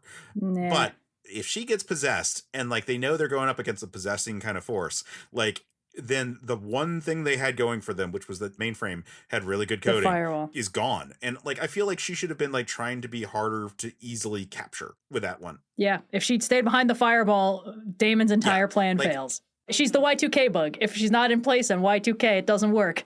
But if they're going to escape, why not have them escape inside a game so that they can try to pop up in a system that Daemon can't predict? Like, that would be a fun way for them to escape, as opposed to whatever the weird rules they have for, like, being on the net in this, where it's like, oh, they took down the tower, we're back online, as if the default state is being online versus not having online access. Like, I don't even know where to get on that one. But again, Daemon Rising, I think the beats are all right, aside from just be better writers. I don't have a lot of notes on this one, but my two Bobs, like, Jesus Christ. So the biggest thing I think is that Glitch should serve as the arbiter for who is Bob. way earlier. Like that idea should be thrown out there. And so that should be the reason why that Glitch Bob wants to separate from Glitch. Like in addition to the fact that it's failing and he's dying, like he doesn't need the dot stuff to be the proof on this one. Like there's a lot of reasons not to be connected with Glitch anymore. And one of them could be like, well, we can't even tell because Glitch is connected with this thing. We can't even scan him the way we can scan this guy because he's fused with his key tool. And this guy scans perfectly as Bob. That allows for at least like that situation to be a part of the whole thing, which is that as long as Glitch is fused with Bob, they don't even have the ability to prove which one is which. That sets it up there so that the scene where Glitch goes to the Mega Bob character and it's like, oh, so he is the original and that's the copy. Like no one has ever said those fucking words at this point. Like no one has set up that idea. Yeah, that wasn't established at any point. It is a good, powerful moment. It just needs planting to make it pay off. Exactly. Put some planting in these 2 episodes. And I think that you can end the second episode with, my thought is, instead of it being the wedding, it should be like Dot and Mega Bob, like finally kiss or something like that. He like finally wins her over after this whole thing, whatever you want to do with it. And that's when Glitch Bob shows back up again, having now like separated, so that we can get that whole sequence. Like we don't need a full episode of their romance to like set this whole thing up. It outstays its welcome way too long. And we should get to that fairly decent fight between Megabyte and Bob. And it doesn't need to be in like a specific wedding venue. It just needs to be in the principal office. I think I have a very core grievance with the entire way that they do Megabyte's secret plan this season, in that it doesn't make any fucking sense and they know it, because when they're like, why did you do this? He's like, it amused me. And then immediately goes back to his original plan to try and leave for the supercomputer. And it's like, you were in the web and you had the surfer. You could have just said, hey, can you bring me to the supercomputer? I forgot something. And then you would have been out. His plan doesn't make sense. And making his villainy personal doesn't make sense for Megabyte. Yeah. Yeah, I mean, like, I love the speech he gives because it's Tony J and he does such a great job and they always write the character so smart. Yeah, all his line deliveries are good. It's fun, except his plan is stupid and everything he's doing is dumb. And like, also the fight is good, but they really put a focus on like, Bob is mad this time. And then immediately after that, he's like, no, remember, I'm a straw pacifist this season. We're just going to brainwash Megabyte into being a good guy now, which is morally significantly better. And we need Megabyte to point out that's morally dubious of all people. Yeah, that line was really good, though. Wonderfully delivered. I did like that. Again, it's always great delivery from Tony J. Like, all of that part is great. And I like that episode just fine overall. And I just don't feel like the hunt itself is a worthwhile arc for, like, more than one episode. I feel like we're just feeling one more, like, ultimate confrontation of them in the principal office would have been sufficient. So I think if we compress the first 3 episodes into the first 2 episodes, we still get the 4th episode, but now as the 3rd, and we get the 4th episode being now the hunt episode. I think that would have been great. And we can do some of this by like reducing game time, because I feel like that raccoon game, aside from the fact that Bob is bad at games, it's kind of mean-spirited. Like, it's got this whole like Star Wars thing that they're making fun of Jake Lloyd, and like it kind of bugs me in retrospect. And like, it's far enough that it wasn't timely when it came out. Yeah, I think the thing that I really noticed in season 4 is that a lot of it feels like a purposeful return to the vibes of season 1 and 2, and that includes the density of reference humor. Because season 3 has references in it, like the Star Trek episode is very deep in the Star Trek stuff. There's a Sailor Moon reference, and like, there's a Sailor Moon reference. I haven't watched The Prisoner, but I know the Prisoner episode is very intensely Prisoner referenced. And the games are always reference heavy. Like, that's always just part of it. That's always the vibe. But like, the plot is its own thing. And like, they use the references in such a way that like powerful moments still have. Like that Star Trek episode has one of the most profoundly tragic elements in it, where like, oh my gosh, this is a character that looks like Bob, and Matrix is almost like trying to delude himself into thinking this might be Bob. He might have done it, but he kind of has to come to the conclusion that he's not. And then that guy dies as a Captain Kirk reference, and it's still played as this heartbreaking tragedy, even though it's a Star Trek reference. And you're like, okay, there's something powerful there. But like, a lot of the reference humor in the early seasons, and it's important to note that like My Two Bobs and Daemon Rising were written by the directors of the show, basically, the people who directed it, but not the people who wrote season 3. So it makes sense to me that they would kind of be drawn back to the status quo that the show had mostly been in, and a little bit more inclined to sort of reset from the vibes from season 3. Because by the end of season 4, we are back where we were. Megabyte is in power, and he has an army of viral minions, and he is bad and dangerous, but all the good guys are on Team Good Guy, and Mainframe is normal again. It's very much season 2.1. Right. And that's whatever. But like, the reference humor really starts coming thick and fast, and it just doesn't feel like it contributes anything other than, hey, look, they're in Austin Powers now. Isn't that funny and not uncomfortably sexual for a show that I started watching when I was like 4? I don't know. It's It was, boy. definitely. Yeah. That one at least had the mini-me part, which was like fun. Actually, but Hex's yeah. kiss on Hex really fucking starts overstepping some boundaries, and they yeah. do that a lot in season 4 because Megabyte does that to Dot, and like it's played as horror because it is horror, but also I think Megabyte's too classy to do that. I think that whole thing feels weird. Yeah. I'm with you. Yeah. So the Star Wars references in that just felt a little bit random. It's like, oh, this is like a Sonic Looney Tunes reference cartoon game. And then everyone reboots as a Star Wars action figure. That's fine, I guess. Okay, cool. I think the thing is the references in season 3 work if you don't know what they're referencing. And I speak from experience because I didn't have a goddamn clue what they were referencing the first time I watched it. And I was like, this still makes sense to me. But like there's bits of season 4 that I don't get because I don't know what they're referencing. It's like whoever Andrea rebooted as in that game, I don't know who that was. I don't know why they had a joke about it affecting her behavior afterwards, which has fascinating lore implications that I'm sure they didn't intend. It feels really weak. And like it's just loosely held together reference humor, but then it's trying to contain a much more serious plot than they've done in any previous season, and it just doesn't work tonally. It's too much whiplash. Yeah, like here's the thing, like we already talked about this, the Pokemon game could have been easily cut in half and we would have been fine. Ultimately, while yes, it's revealing that Bob is bad at games, that's sort of like the thing that tips off that he's not the real Bob. We get a lot of games with him. One would have been sufficient. Normally, if Bob is present, but more importantly, if Matrix or Andrea are in a game, they've won. Like, we know that they're going to be fine because they are so goddamn good. Matrix and Andrea like have spent the majority of their life in the games, winning every game they come across.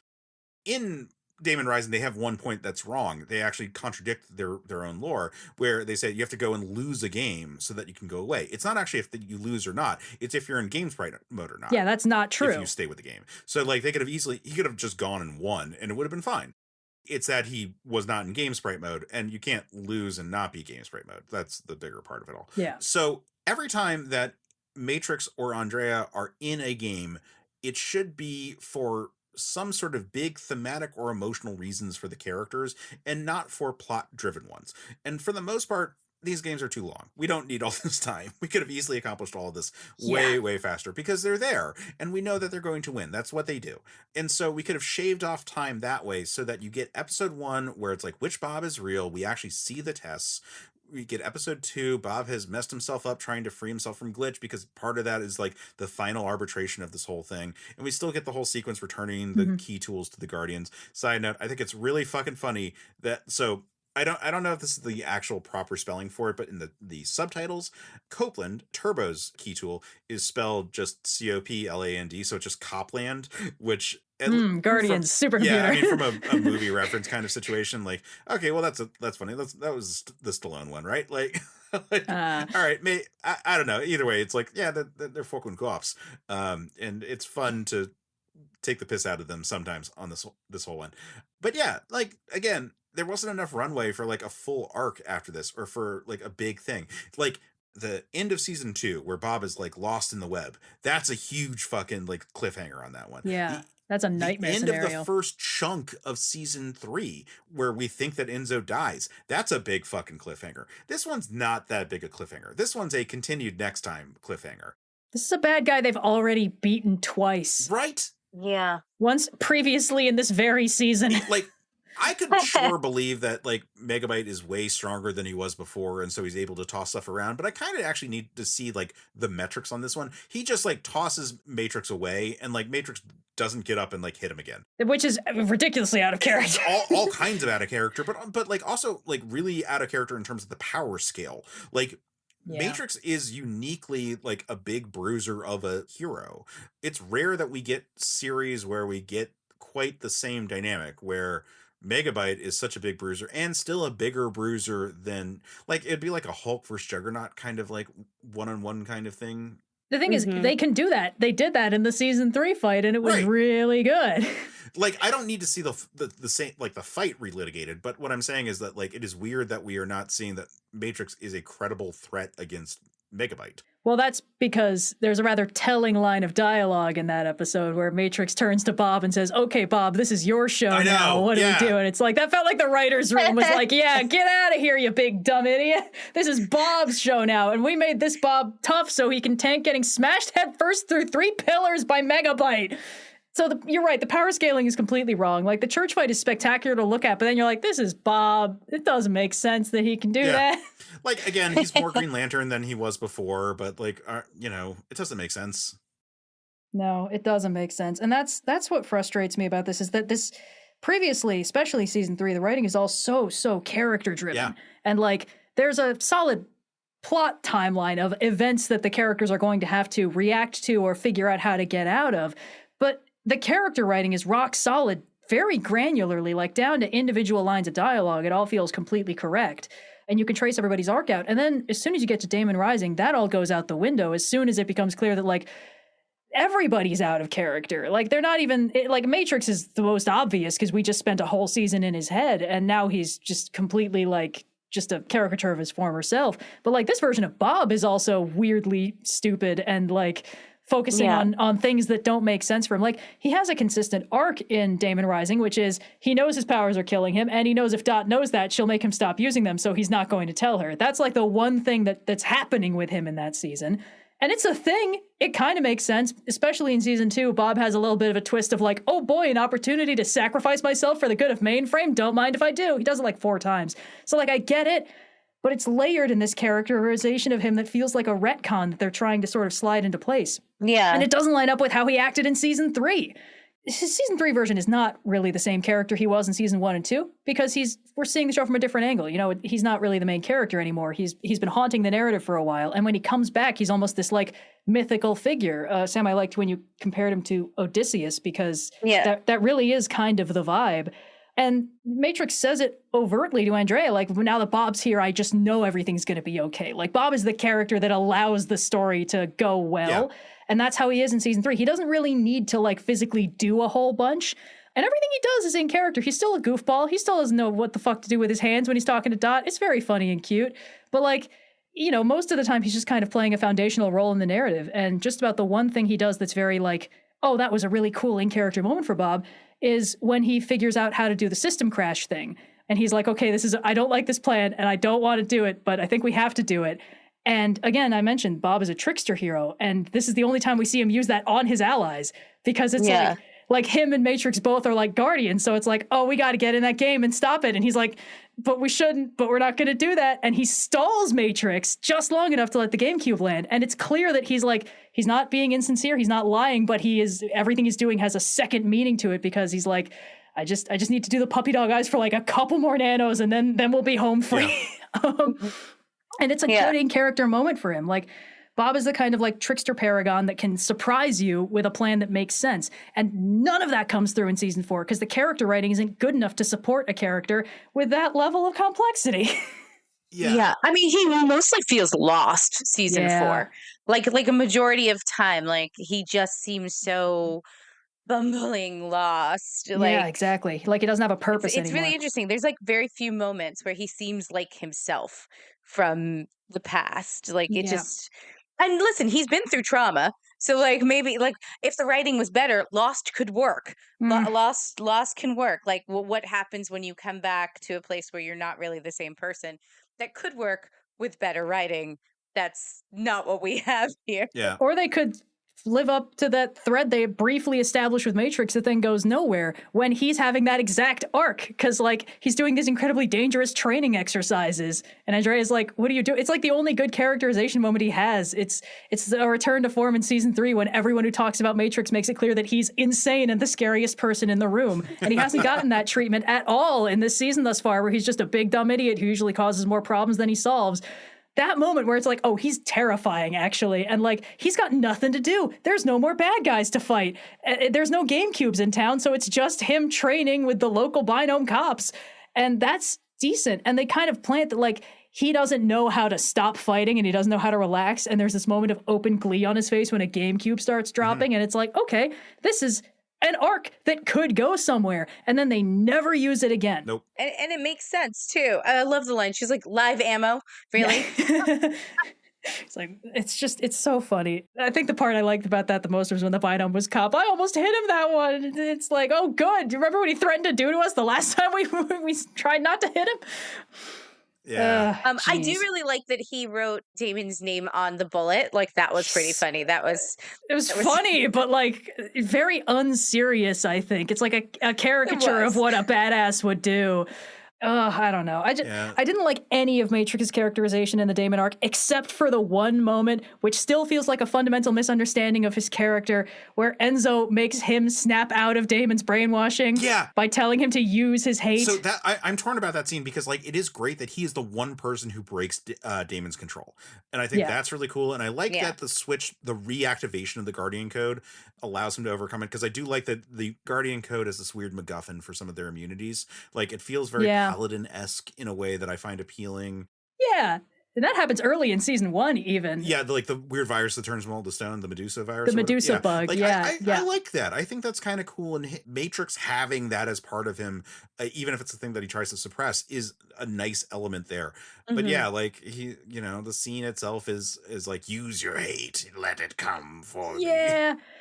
That really feels like, again, like, because he's really poorly written for most of that season. And it makes sense if the person writing him is like, oh yeah, Matrix is just a big ball of rage and hate, and he doesn't know what to do with himself when he's happy. And like, this feels like the culmination of that interpretation of his character of like, Daemon's making you happy. You need to stop doing that and go back to being miserable enough to fight off the brainwashing. It's like, I love the moment, but I hate the way that they're executing it.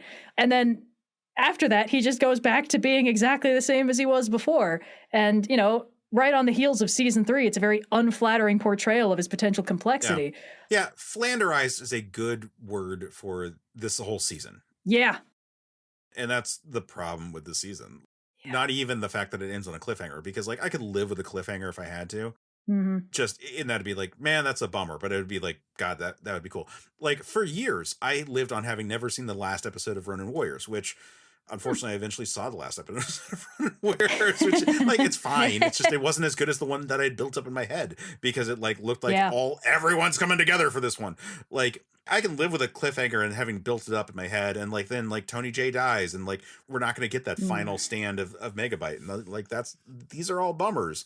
I can live with that situation, but the fact that it feels like every character is this surface level, like I think it makes sense that it's written by the directors, like that season 3 has all the same beat success, but like the episodes themselves, like the Star Trek parody episodes written by DC Fontana, like she's a legend as a writer of Star Trek. Like Jesus, really? That's amazing. I know. It's wow.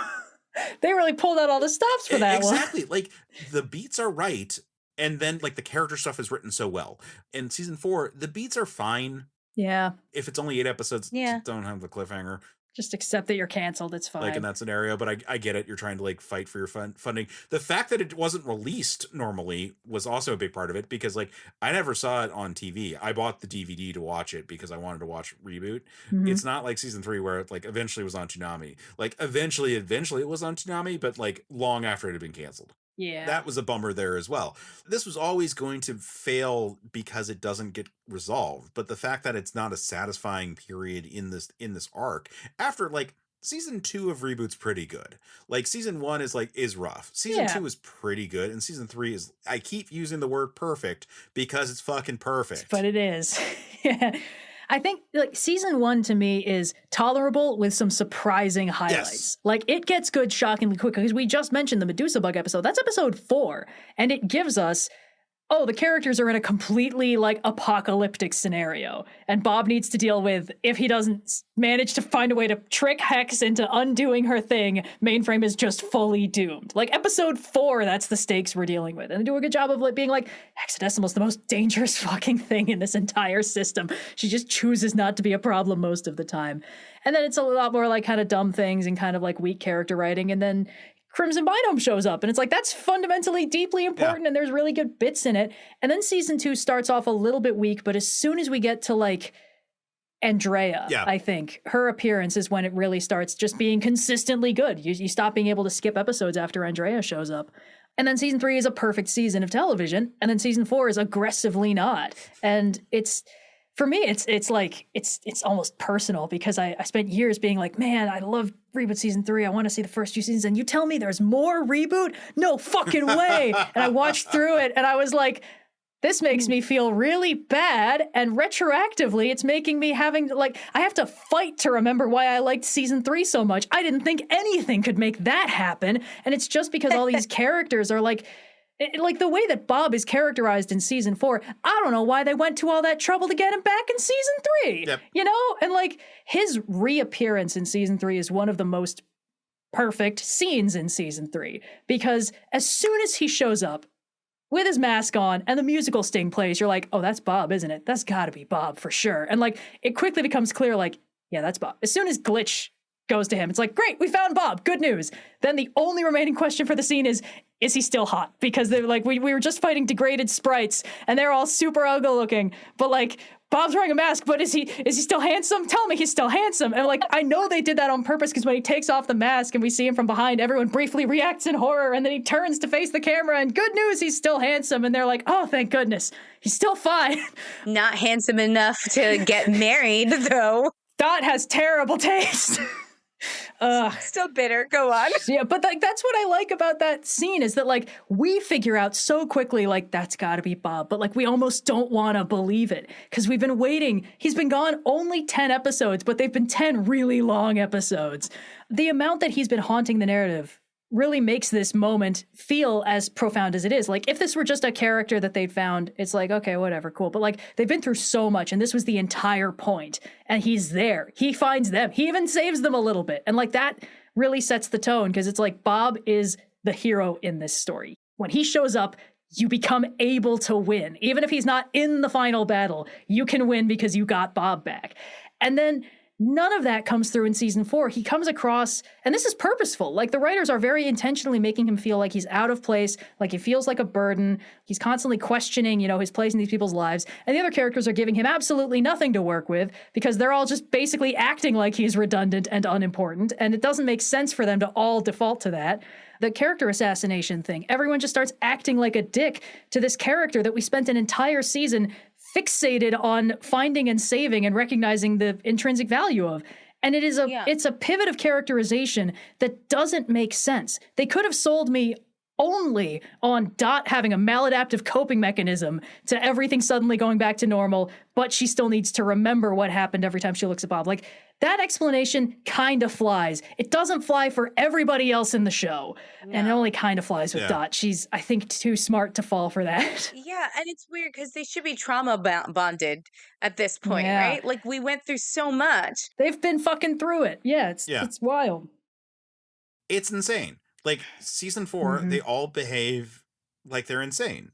They're all flanderized. They're all crazy. They're ineffectual where they need to be effective, and it's a bothersome season as a result. When season 3 is so good, and you can just like stop at season 3.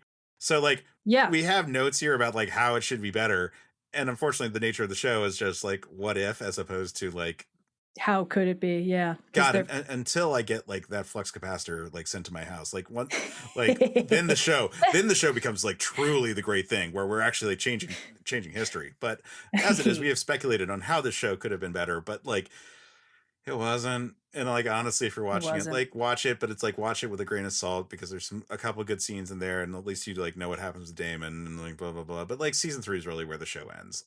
There's truly I think there's no merit to watching season 4. I think like if you're, because the version of Daemon that we get, it doesn't match the vibes we got from what Daemon was implied to be like in the one episode where she gets foreshadowed in season 3. Like, this might just be me. I don't know. Like, when they're talking about, like, Daemon's infected the supercomputer, the Guardians are all following her orders, and Turbo's like, but I'm strong, I can still fight it. And then as soon as we meet Daemon, absolutely nobody can fight her under any circumstances. It's like, how the fuck was Turbo...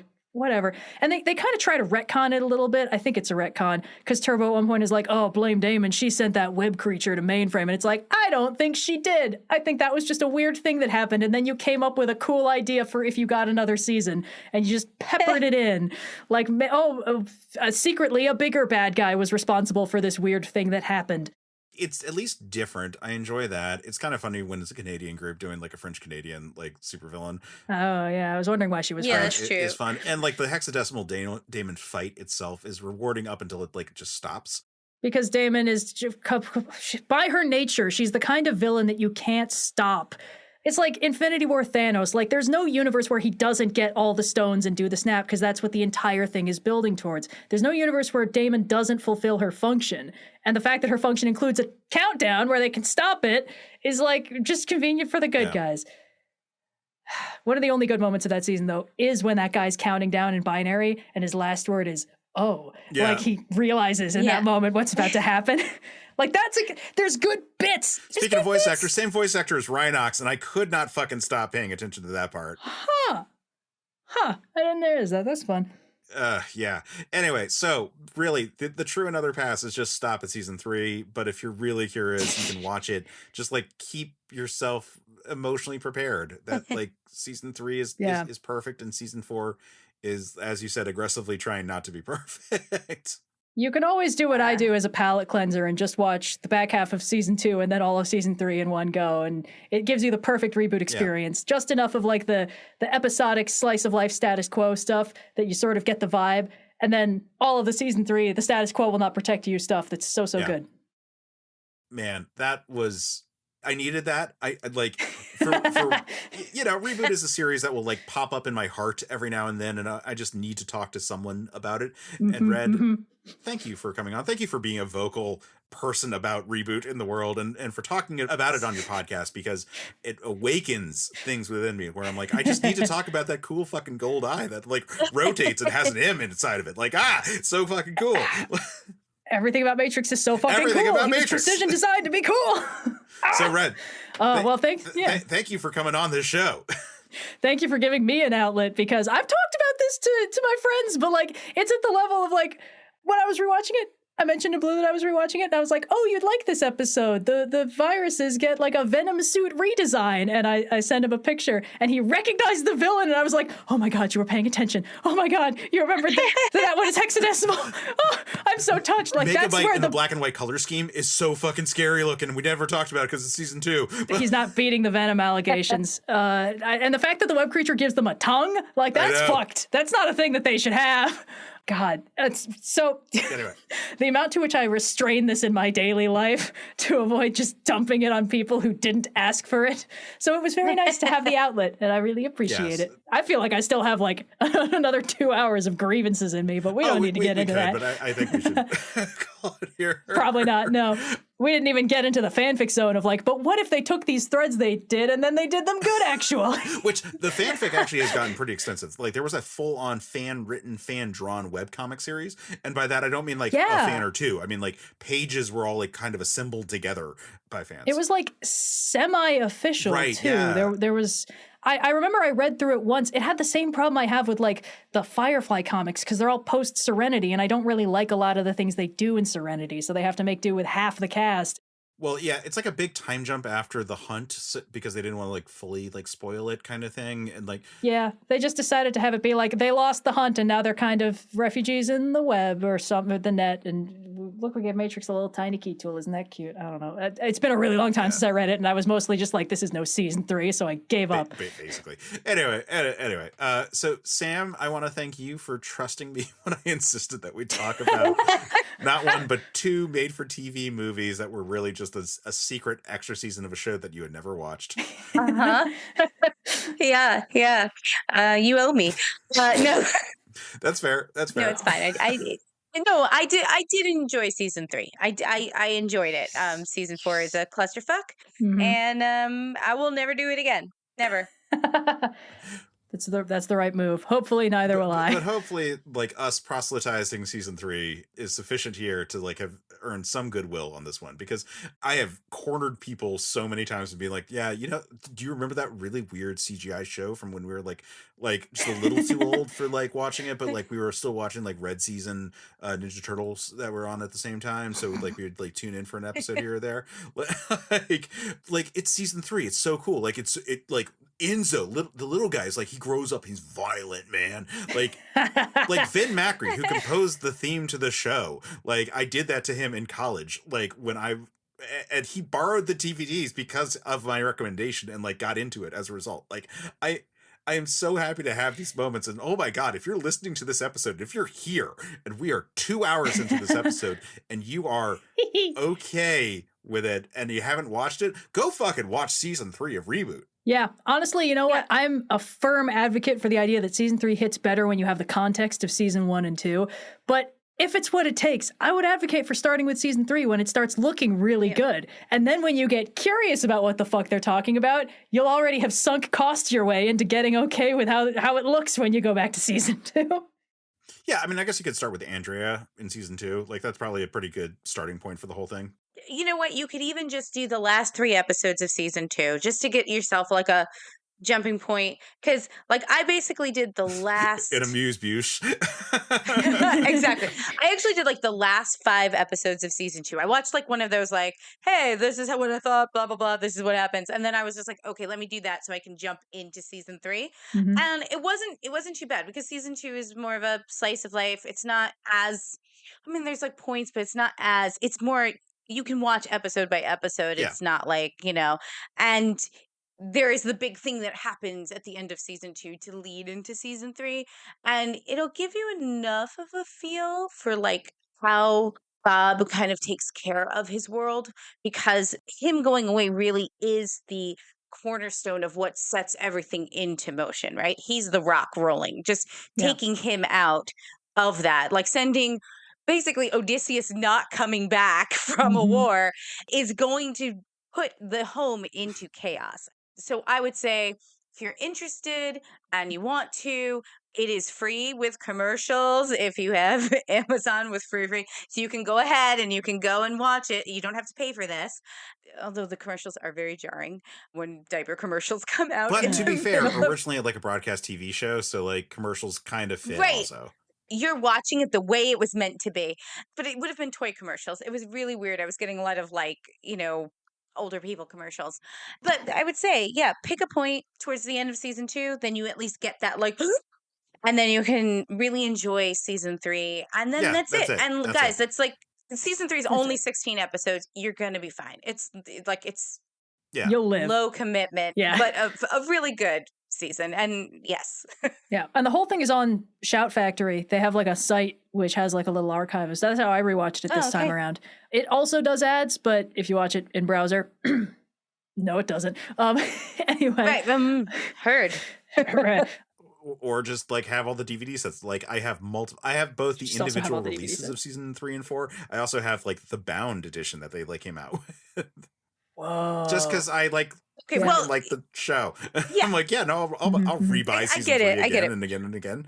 Yeah, I should do that. but we are encouraging people who've never watched it to watch it. So the free sites that we mentioned will yeah, probably Shout work. Factory. It's fine. It's good. So yeah, so you should go check it out, and then you should check out the awesome analysis of myths and tropes and all the things that you do over at Overly Sarcastic Productions. So Red, do you want to give a Ah, shout thanks. out to where people can find you and what kind of stuff you do? Yeah, I'm over on YouTube, as mentioned, Overly Sarcastic Productions. I mostly do nowadays trope talks and myths or folktales, little retellings of them, because I think they're fun. If you watch any given trope talk, there's about a 30% chance that I'm going to also talk about Reboot Season 3 in there, just because of who I am as a person. I've gotten a few people. There's a few comments on Shout Factory. They're like, OSP Red sent me here. On the first episode, they told me they were leaving forever. But someone on the second episode was like, OSP Red sent me here, and Enzo's my boy, and I'm vibing. And I was like, yes, I got him. If I convert even one person, it was worth it. That's mostly where I am. So check that out. Yeah, and then after that, and it feels weird to be like, go check out Overly Sarcastic Production versus like our like measly like 1,000 subscribers. Oh. Then come back here and check out more episodes that we've got going on and all the other stuff going on at certainpov.com. There's a ton of great shows there. You can find a link to our Discord server and you can interact with us directly. And if you're not into all that, you can find me on X at Case Aiken, Ugh. or It's still Twitter. Twitter. We Dead all name that know. site, please. You can Twitter. find me most places at Case Aiken. You can find me where the skies are blue at Case Aiken. The only place you can't find me at Case Aiken is Instagram, where I am Quetzalcoatl 5, because I am holding on to that high school AIM screen name for dear life, because I was both a pretentious mythology nerd and also a Legion of Superhero nerd. But if you're not looking for me and you actually care about Sam, because Sam is the cooler one of us, Sam, where can they find you?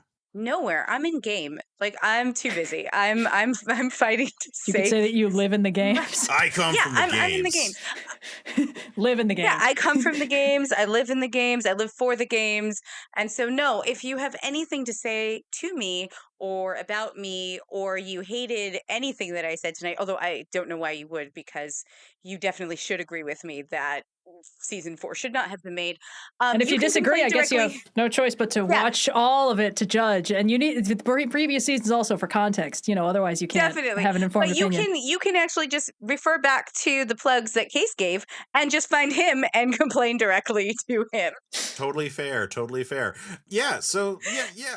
Like, we would welcome comments on the episodes. Yeah. You can come to our Discord. Yeah, we come to have the a Discord. Like, it's actually gotten really active recently. A lot of Superman fans have found it from the Men of Steel videos, which is really cool. Hell yeah. Because the video game stuff had been for a long time the most dominant conversation on the CPOV Discords, but very happy to have all of that. A lot of great people I've been really happy to talk to and just interact with. So that's very cool. Check that all out, and then check us out for our next episode. Sam, what do we have coming up next? Well, next time we'll be talking about Highlander 2, The Quickening.